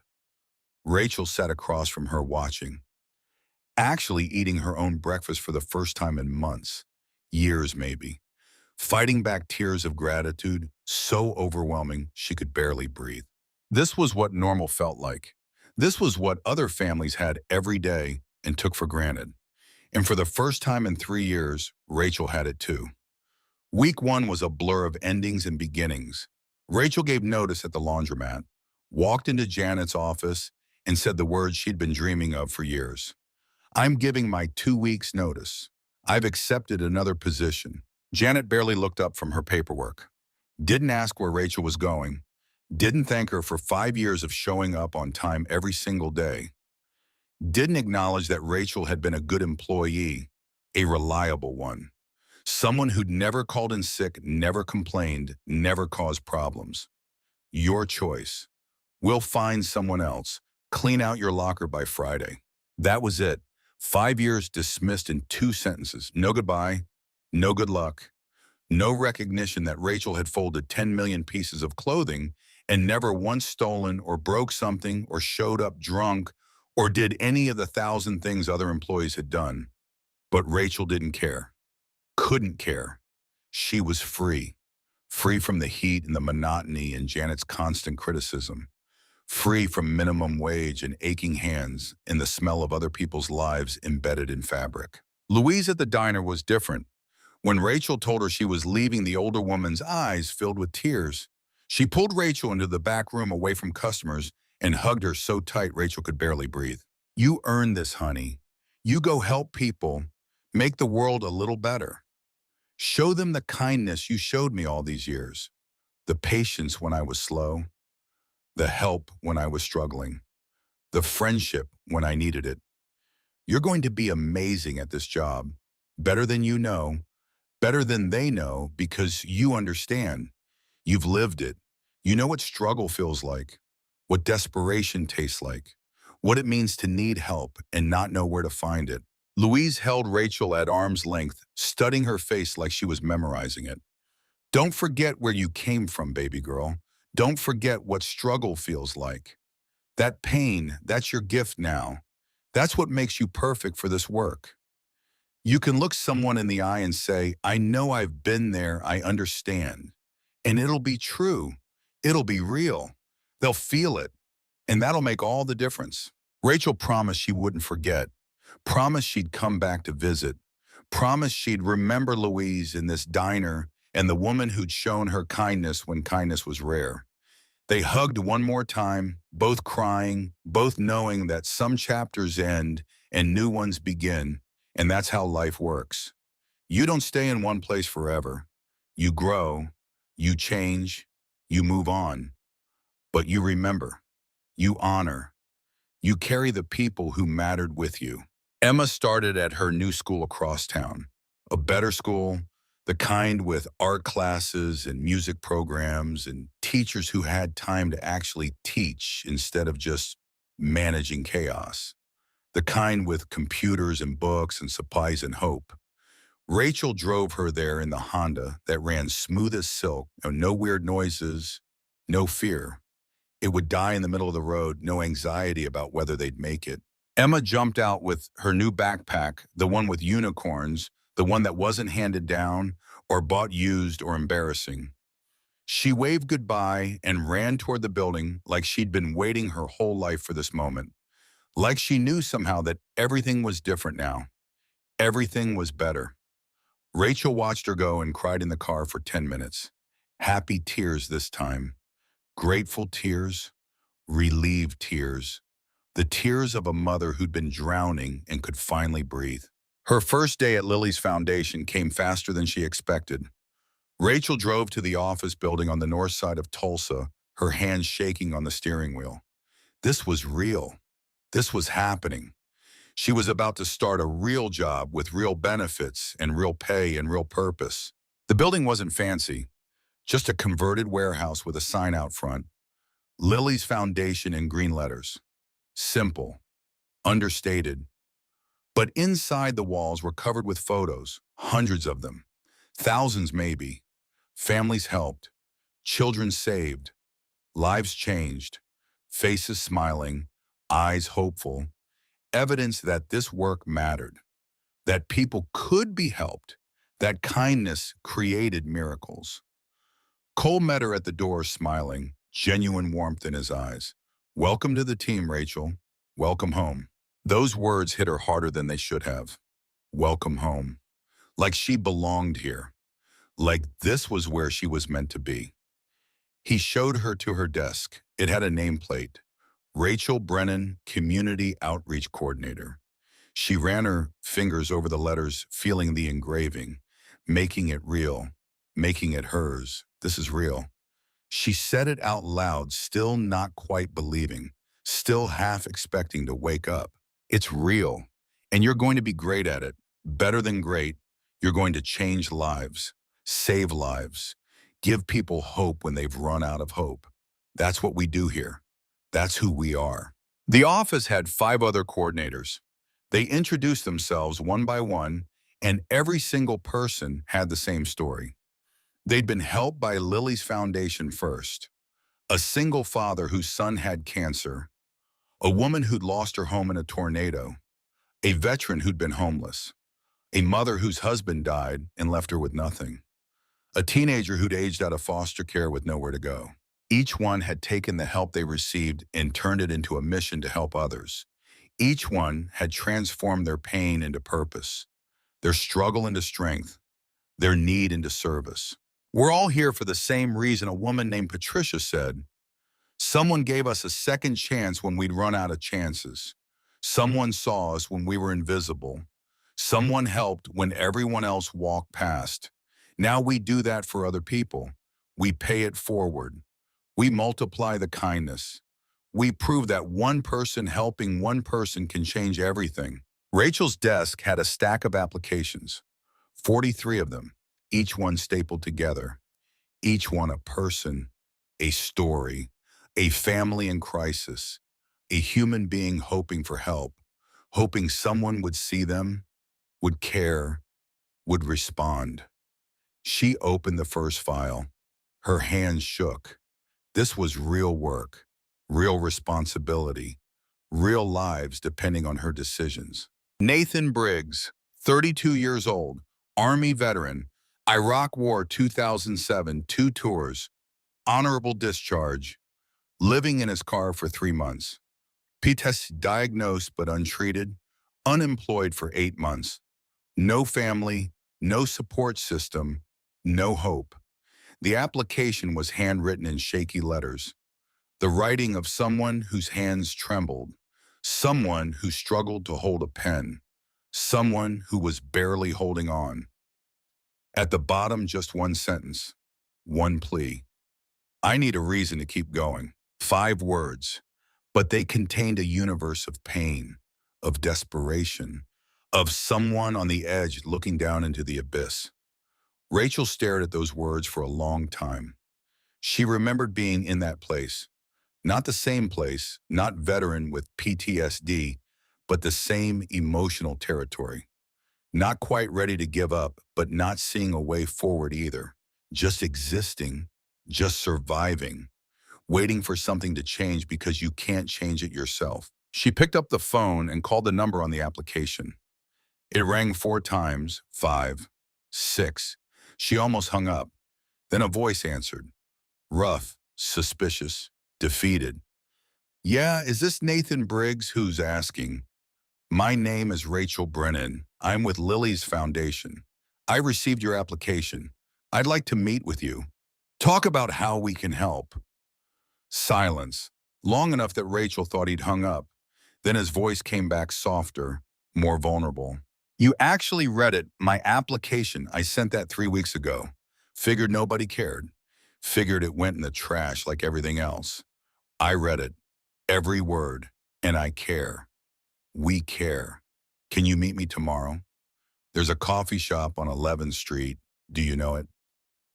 More silence than, yeah, I know it. What time? 10 in the morning. I'll be there. And Nathan, thank you for reaching out. Thank you for asking for help. That takes courage. More courage than most people understand. She hung up and sat there, her heart pounding. This was it. This was the work. Finding people like Nathan, people on the edge, people who needed someone to see them, to care, to help. Month one hit Rachel like a freight train in the best possible way. She met with Nathan Briggs at the coffee shop on 11th Street. He showed up 20 minutes late, unshaven, wearing clothes that hadn't been washed in days, maybe weeks. His hands shook when he held the coffee cup.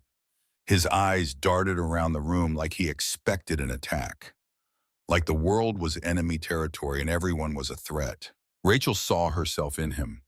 Not the military part, not the PTSD, but the desperation, the exhaustion, the sense that you're barely holding on and one more thing, just one more small thing will break you completely.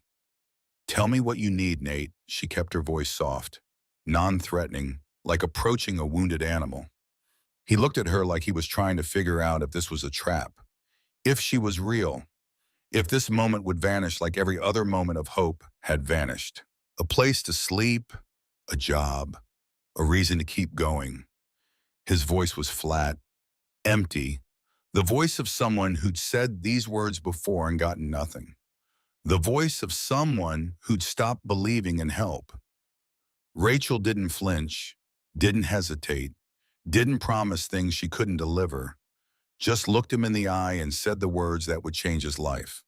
Okay, we can do that, all of it, starting today. She arranged transitional housing, a small studio apartment in a complex that worked with the foundation. Furnished, utilities included, 6 months guaranteed with possibility of extension, a place where he could sleep without fear, where he could shower, where he could be human again. She enrolled him in a job training program. Welding.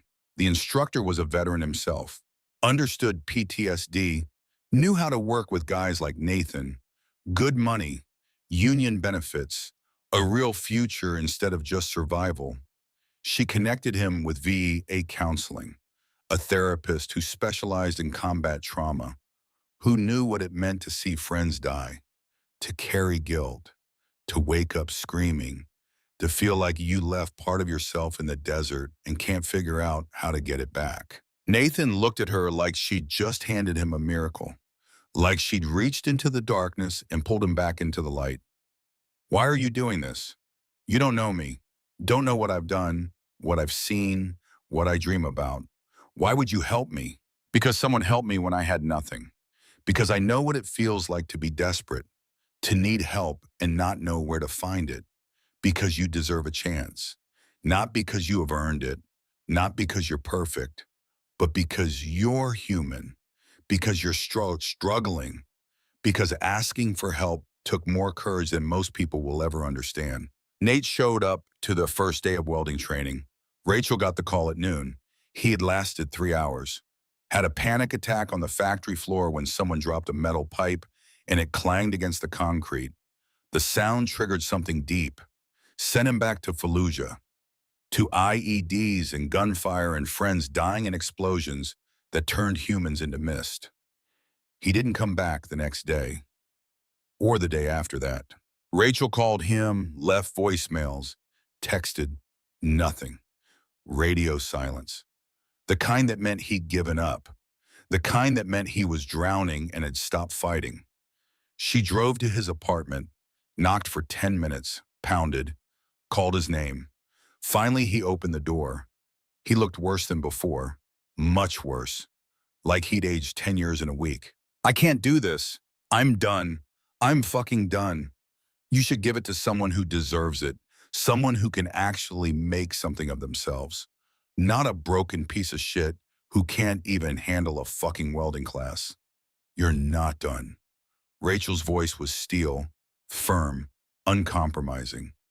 She pushed past him into the apartment. It was a mess. Trash everywhere, curtains drawn, darkness and depression thick enough to taste. The smell of someone who'd given up on everything, including basic hygiene. I gave you a chance and you're wasting it. You should give it to someone who deserves it. Nate sat on the couch and put his head in his hands. His shoulders shook. He was crying, silently. The way men cry when they've been taught their whole lives that tears are weakness. Rachel sat beside him. She didn't say anything for a long time. Just sat there in the darkness, in the smell, in the despair. Sometimes presence is more powerful than words. Sometimes just not leaving is the help someone needs. Finally, she spoke, her voice soft, real, true. A few weeks ago, I had $8 to my name, my daughter's breakfast money, everything I had in the world, and I used it to save a stranger dying in a gas station parking lot. You know why. Nate didn't answer, didn't move, but he was listening. She could tell. Because I believe people deserve help. Not because they've earned it, not because they're perfect, not because they've got their shit together, but because they're human, because they're struggling, because the world is hard and sometimes we all need someone to believe in us even when we can't believe in ourselves. She put her hand on his shoulder, felt him flinch but not pull away. I used my last $8 on a stranger I'd never met because I believed he deserved help. Now I'm using everything I've got to help you, not because you've proven yourself, not because you are perfect, not because you've got it all figured out, but because you deserve a chance, same as everyone else, same as me, same as that man I saved. We all deserve someone who won't give up on us. Why won't you give up on me? Nate's voice cracked, broke, raw with pain and confusion and desperate hope, because nobody gave up on me. And I'm not starting now. Not with you, not with anyone. That's not who I am. That's not what this work is. We don't give up. We don't walk away. We show up. We stay. We believe even when you can't, especially when you can't. She set up more therapy, intensive VA counseling, PTSD treatment groups with other veterans, medication management, made sure Nate had everything he needed, not just the practical stuff, the emotional stuff, the stuff that actually heals. One more try. That's all I'm asking. One more shot at the training program. The instructor knows what happened. He's expecting you back. He understands. He's been there. He knows what it's like. If it doesn't work again, we'll find something else. But you don't get to quit. Not on my watch. Not when I know what you're capable of. Not when I can see the person you can become if you just hold on a little longer. Nate looked at her with wet eyes, red, exhausted, but something else there now. Something that looked like hope. Okay, one more try. Month 2 brought changes visible from space. Construction on Brennan House began. Rachel drove to the vacant lot at the end of her street every single day after work. Watched the foundation being poured. Watched the concrete trucks and the workers and the slow transformation of empty space into something real. Watched the walls going up brick by brick. Watched something impossible becoming actual. The neighbors watched too. The same neighbors who'd been terrified of the bikers 6 weeks ago.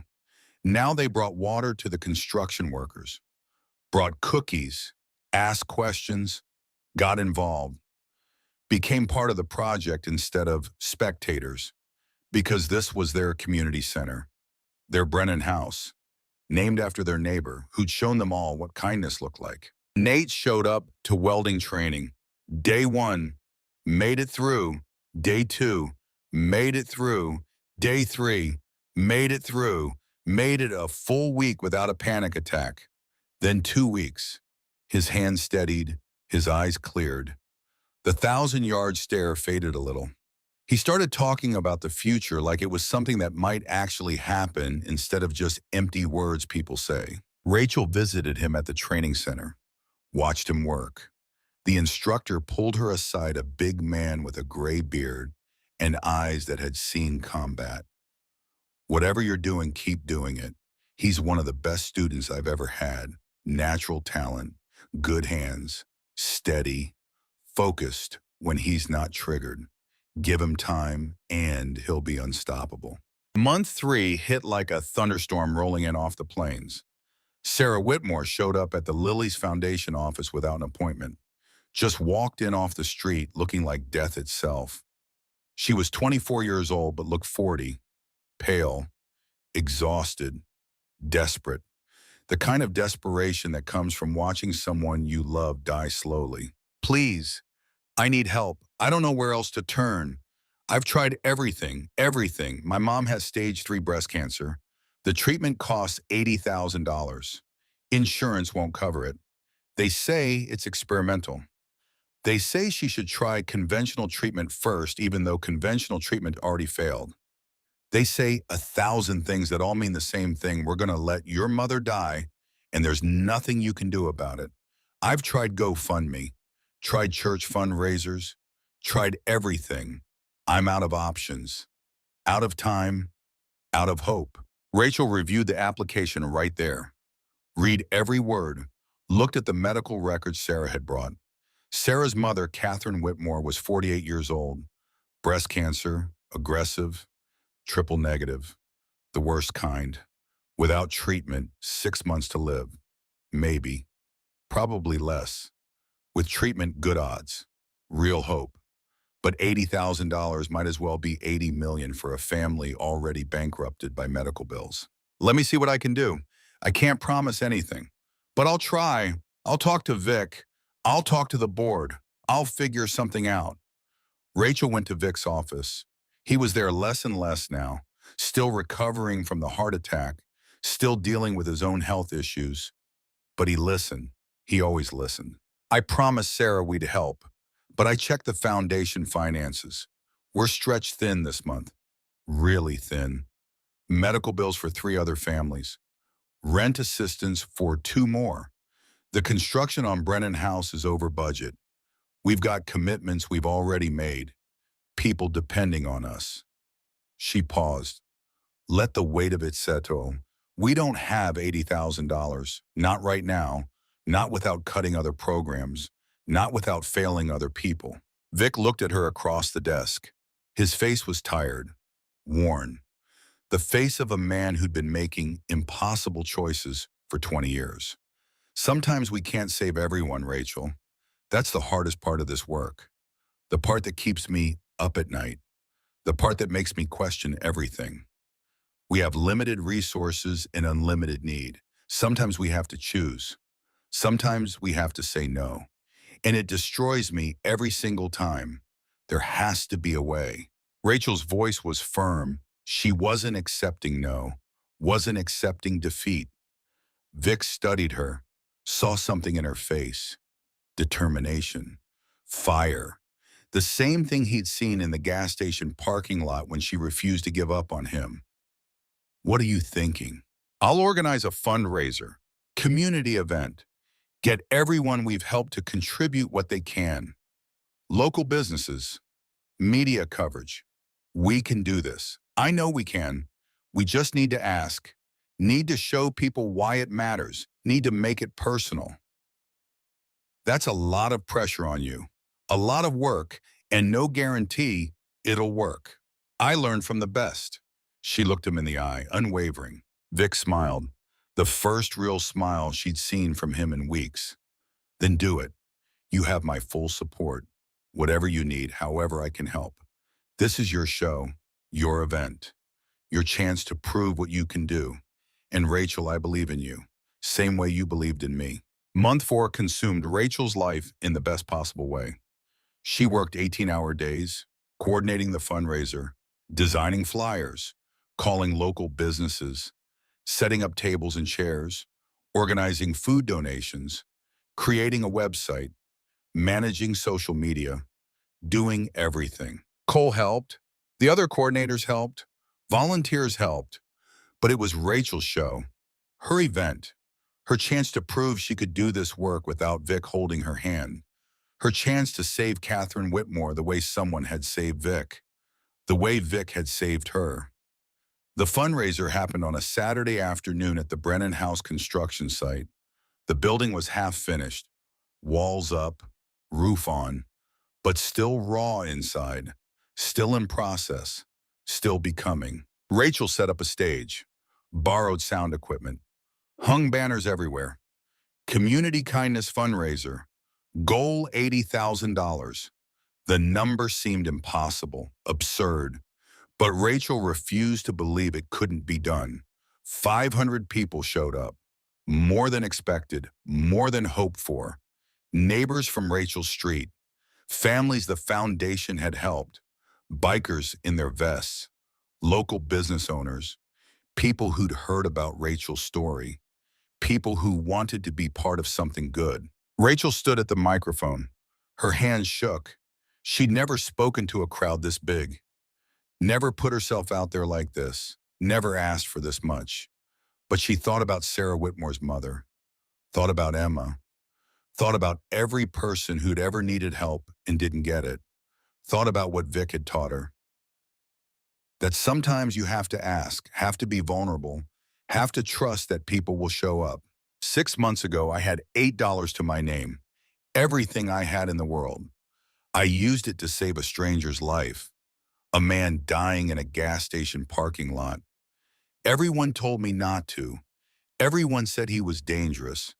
Everyone said I was making a mistake. But I helped anyway. Because he was human. Because he needed help. Because it was the right thing to do. Her voice carried across the crowd. Strong, clear, true. Today I'm asking you to do the same thing, not with your last dollar, but with whatever you can spare. Because Catherine Whitmore deserves a chance. Because her daughter Sarah loves her. Because $80,000 is the difference between life and death. Between a mother watching her daughter graduate college and get married and have children. Or dying alone in a hospital bed while insurance companies shuffle papers and make excuses. The donation started small, $10, $20, $50, but people kept coming, kept giving. People Rachel had helped came up one by one with their stories, their gratitude, their desire to pay it forward. Nate Briggs walked to the front.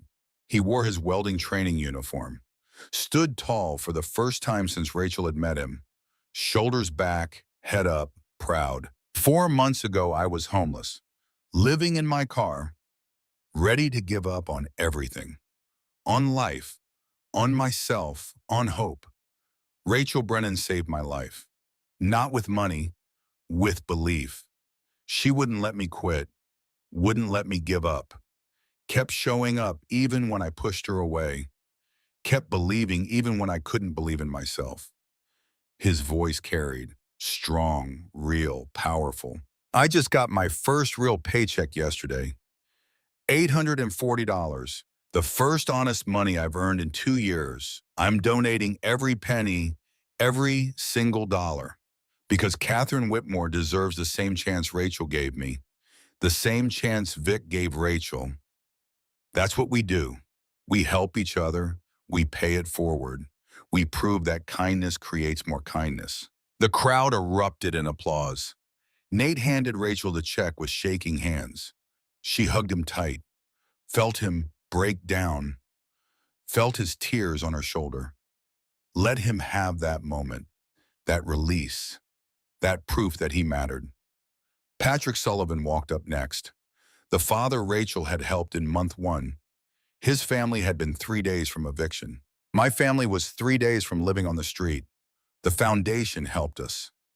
Found me a job, paid rent until I got back on my feet, gave us time to breathe, to recover, to survive. Here's $500, everything we've saved, every penny we could spare, because we remember what it felt like to need help, and now we can help someone else. Mrs. Caldwell shuffled to the front, 80 years old, leaning on a cane, moving slowly but determined. She handed Rachel an envelope with shaking hands. "This is my Social Security check. $200. Take it. All of it." "Mrs. Caldwell, I can't take your Social Security. You need that. You need to eat, need to pay bills." "You can and you will, child. That woman's life is worth more than my groceries this month. I'll manage. I always manage. But she won't manage without treatment. She'll die. And I can't let that happen. Not when I can help. Not when $200 might be the difference. Take it. Honor it. Save her." One by one, people Rachel had helped donated. Most of them gave small amounts, $20, $50, $100, but they added up, dollar by dollar, person by person, kindness by kindness. After 1 hour, the total was $23,000, announced on a big board, updated in real time, but it wasn't enough, wasn't even close. They needed more than triple that, needed a miracle. Rachel's heart sank. They'd tried, done everything they could, but it wasn't enough.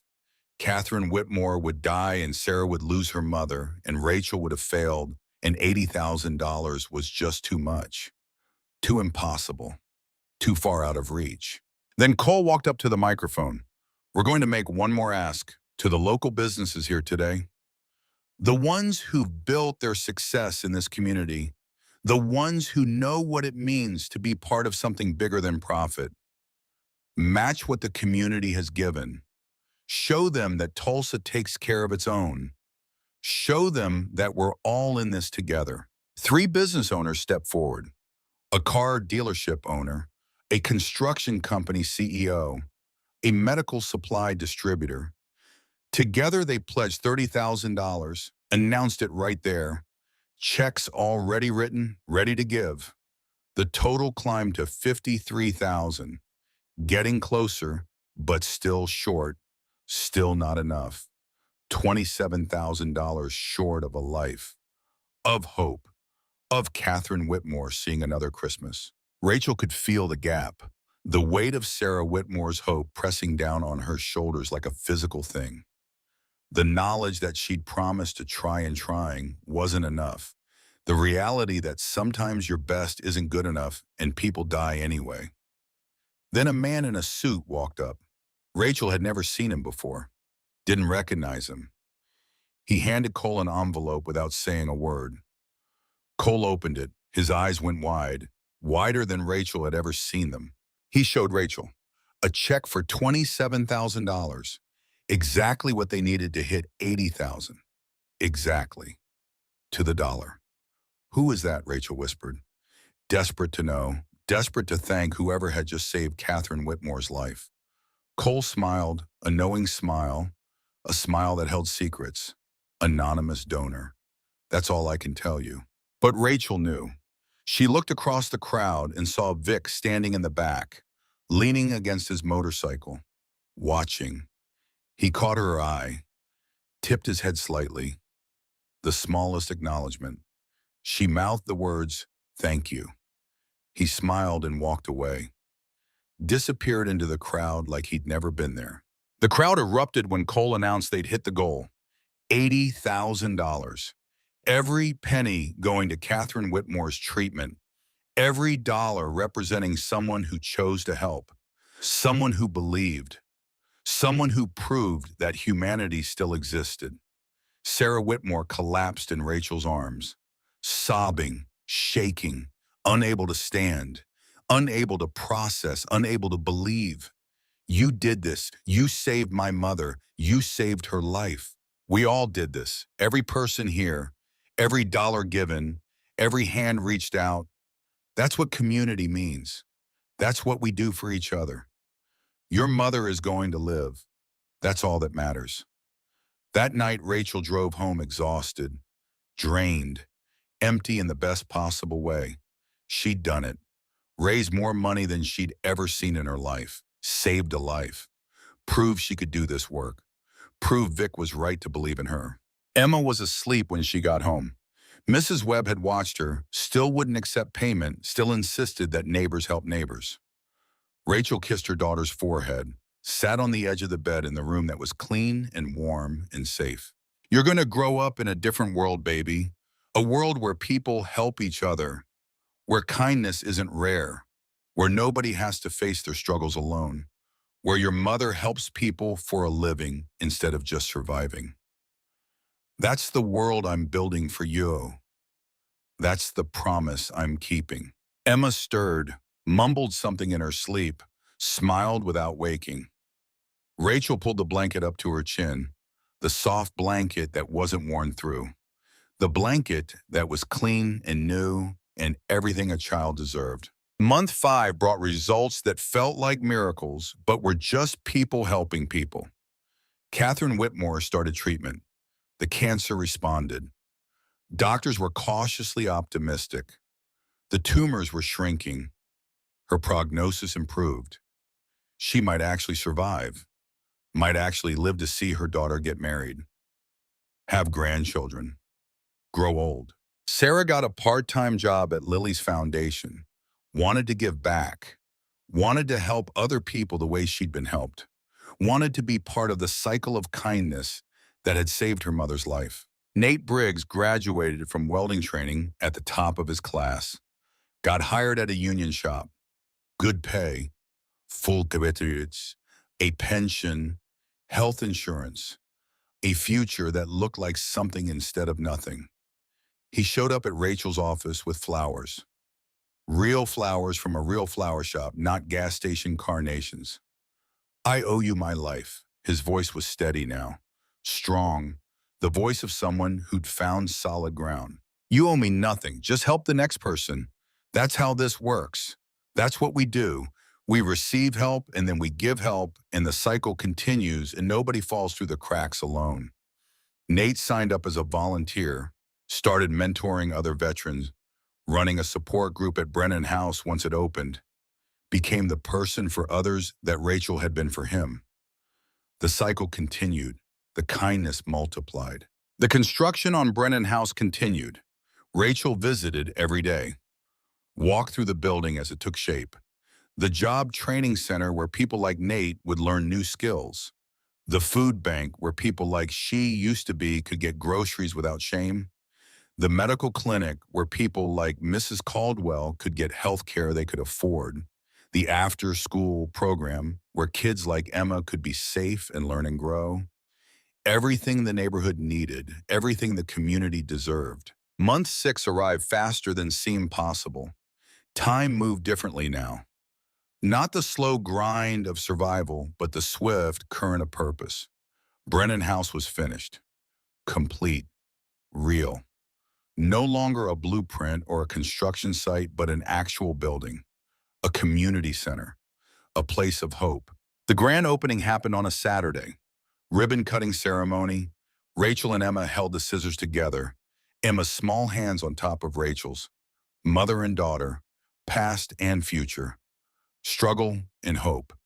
They cut the ribbon and the doors opened and people flooded in. A reporter stuck a microphone in Rachel's face. Channel 6 News. How does it feel to have a building named after you? Rachel thought about her answer, wanted to get it right. This isn't about me. It's about what happens when a community decides to take care of each other, when people choose kindness over fear, when we remember that we're all in this together. That's what Brennan House represents. Not me, us, all of us. The doors opened and people came. 43 people on the first day. By the end of the week, hundreds. Everyone who came left with something they needed. Food, job training, medical care, after-school programming for kids, hope, dignity, proof that someone cared. Mrs. Caldwell worked the front desk part-time, greeting people, making them feel welcome, making sure they knew they weren't alone. Nate ran security, made sure everyone felt safe. Also ran the Veteran Support Group twice a week. Patrick Sullivan volunteered at the Job Training Center, teaching others what he'd learned. Sarah Whitmore coordinated the medical clinic volunteers while her mother underwent treatment. Everyone Rachel had helped was helping others. The cycle continued. The kindness multiplied. The miracle kept happening. Rachel stood in the center of it all, watching, overwhelmed, grateful, amazed that this was real, that this was her life, that 6 months ago she'd had $8 and now she ran a community center that served hundreds of people. Vic appeared beside her. He moved slower now, still recovering, still healing, but his eyes were bright, proud. You built this. His voice was warm, full of approval. No, we built this. Rachel corrected him automatically, always uncomfortable taking credit, always deflecting. I just gave you the tools, but you did the work. You raised the money. You saved Catherine Whitmore. You helped Nate. You proved you don't need me anymore. You proved you can't do this work, lead this work, be this work. I'll always need you. You showed me who I could be. Vic smiled. That's all a teacher can do. Show someone what's possible. But you're the one who made it real, made it happen, made it matter. 2 weeks after the opening, Rachel was driving home late at night. She'd been at Brennan House until almost midnight, helping a family fill out applications for housing assistance, helping them navigate the system, helping them find hope. She was exhausted but satisfied, tired but fulfilled. She needed gas, pulled into the Route 66 gas station, the same one where everything had started, the same parking lot where she'd knelt beside Vic, where she'd made the choice that changed her life, changed everything. The place looked the same fluorescent lights buzzing, same cracked pavement, same sense of being forgotten by time. But Rachel was different, completely different. 6 months ago, she'd pulled in here with $8. Now she pulled in with a full tank of gas in a car that worked, in a job that mattered, in a daughter who was safe. Rachel filled up the Honda, paid inside. The attendant was someone new, not Travis, someone younger who didn't remember her, didn't know her story. She walked back out to her car. That's when she saw him, a young man, maybe 25, standing beside a broken-down pickup truck. White guy, thin, wearing work clothes covered in paint stains. He was on his phone, pacing, clearly stressed. The kind of stress that comes from being broke and desperate and out of options. Rachel walked towards her car, then stopped. Something made her turn around, some recognition, some echo of herself 6 months ago, some understanding of what desperation looked like. The young man hung up his phone, sat on the curb with his head in his hands, the universal posture of defeat, of giving up, of being out of options. Rachel walked over. You okay? He looked up, eyes red, exhausted, the eyes of someone who'd been crying or was about to. Truck broke down. I need a tow, but I can't afford it. I got $3 in my pocket. The tow company wants $50, and I got to pick up my son from daycare in 20 minutes. If I'm late, they charge me $1 a minute. I don't have that either. Don't have anything. Lost my job last week. Behind on rent, behind on everything. I'm drowning and I can't figure out how to swim. His voice cracked, broke, raw with desperation. How much do you need? Rachel already knew she'd help, already decided, already understood that this was why she was here, why she'd stop for gas at this exact station, why the universe had brought her full circle. $8. If I had $8, I could take the bus to daycare, get my son, figure out the truck tomorrow. But I don't have $8. Don't have anything. Rachel opened her purse, pulled out $50, handed it to him. watched his face transform from defeat to disbelief to hope. What? No, I can't take this. I don't even know you. Yes, you can. Get your truck towed. Get your son. Take care of what needs taking care of. She pulled out a business card. Lily's Foundation, her name on it. Rachel Brennan, Community Outreach Coordinator, handed it to him. When you're back on your feet, help someone else. Pass it on, that's all I ask. And if you need more help, real help, call this number. We help people. It's what we do. The young man's hands shook. Tears ran down his face, dropped onto the $50 bill. I don't even know you. Why would you help me? Rachel smiled, a smile that held 6 months of transformation, of understanding, of purpose, because someone helped me when I had nothing, because I know what it feels like to be desperate, to need help, to be drowning. And because helping you is how I honor what was given to me. That's how this works. Kindness creates more kindness. The young man stared at her like she'd just handed him salvation.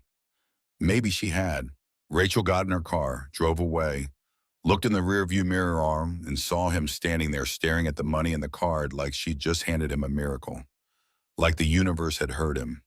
Like someone actually cared. 6 months later, Rachel stood at the 1-year anniversary celebration for Brennan House. A banner stretched across the front of the building. 1 year of kindness, 127 families helped. The place was packed.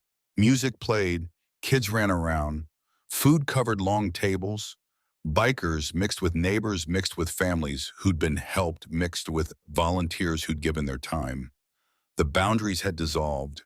The categories had disappeared. Just people helping people. Emma played with other children, laughing, carefree, healthy. Her inhaler always full now. Never a worry, never a fear, never a mother too exhausted to care properly. Rachel stood on the small stage, looked out at the crowd, saw faces she knew, lives she'd touched, people who'd helped her and people she'd helped in the beautiful tangle of it all. A year ago, I spent my last $8 on a stranger. People told me I was making a mistake, that I was bringing trouble into my life, that I should have walked away, should have minded my own business, should have saved that money for my daughter. The crowd quieted, listening, understanding that this moment mattered. But what I learned is this: kindness is never a mistake, even when it costs you everything, especially then, because kindness creates more kindness, because helping one person can change everything, because we're all connected and what we do matters, and sometimes $8 can save a life and start a movement and build a community and prove that the world is better than we think it is. She paused, saw Vic in the back. He nodded, proud. We're all here because someone chose kindness. Someone chose to help. Someone chose to see past fear and judgment and just see a human being who needed help. That's what Brennan House is. That's what we do. That's who we are. We help. We care. We show up. We prove that kindness isn't weakness. It's strength. It's power. It's everything. Applause rolled through the crowd, real, heartfelt, grateful. A young man pushed through to the front. Rachel recognized him, Travis Malone, the guy from the gas station 6 months ago. He wore a Lily's Foundation volunteer vest, working, helping, paying it forward. He walked up on stage. Rachel, you gave me $50 when I had nothing, gave me a card, told me to help someone else when I could. I got my truck fixed, got back on my feet, and got a real job. And now I'm here, volunteering, helping other people, because you helped me first, because you showed me what kindness looks like, because you proved that people still care. The crowd erupted. Rachel hugged him. The cycle continued, would always continue, as long as people chose kindness. That evening, after everyone left, Rachel stood in the empty Brennan house. Emma had fallen asleep on one of the couches, worn out from playing. Vic sat beside her, watching the little girl breathe, peaceful, safe, loved. You don't need me anymore, Rachel. His voice was soft, Proud, bittersweet. I never did. You just showed me I was strong enough. Rachel sat on the other side of Emma, the three of them together, past, present, future. That's all I wanted, to help you see what I saw that night in the gas station. Someone willing to give everything for a stranger. That's the rarest thing in the world, and the most valuable. And you've multiplied it, turned your $8 into 127 families helped, into a building, into a movement, into proof that one person can change everything. Rachel's eyes filled with tears. Thank you for seeing me. Thank you for seeing me first. Vic stood slowly, grimaced, Agent Miles taking their toll, put his hand on Rachel's shoulder. The building named after you, it's just the beginning. You're going to change this city, one $8 decision at a time. Then he was gone. Rachel sat in the quiet building, Emma asleep beside her. She thought about the gas station, the choice, the $8 that changed everything. She thought about all the people who told her she was wrong, all the fear, all the doubt, all the warnings. She'd ignored them all, chosen kindness instead, and it had saved her life as much as it had saved Vic's. Emma stirred, opened her eyes. Mommy, can we go home now? Yeah, baby, let's go home. Rachel carried her daughter to the car, drove through quiet streets, past the gas station where it all started, past Mrs. Tucker's house where the warnings had come from, past the spot where 100 motorcycles had lined up and changed everything. She pulled into her parking spot, carried Emma upstairs, tucked her into bed, kissed her forehead, pulled the soft blanket up on her chin. Rachel walked to her own room, pulled out her journal, the same one she'd been writing in for years. 3 things I'm grateful for. She wrote 1. Emma is healthy and safe. 2. I found my purpose. 3. Kindness is contagious. She closed the journal, looked at the volunteer vest hanging on the back of her door, the crown with wings, the symbol of a family she'd never expected to find. Tomorrow someone else would need help. Someone else would be struggling. Someone else would be down to their last $8. And Rachel Brennan would be there, ready to help, ready to show them what kindness looks like, ready to prove that one person can make a difference. Because kindness costs nothing, and sometimes it's everything.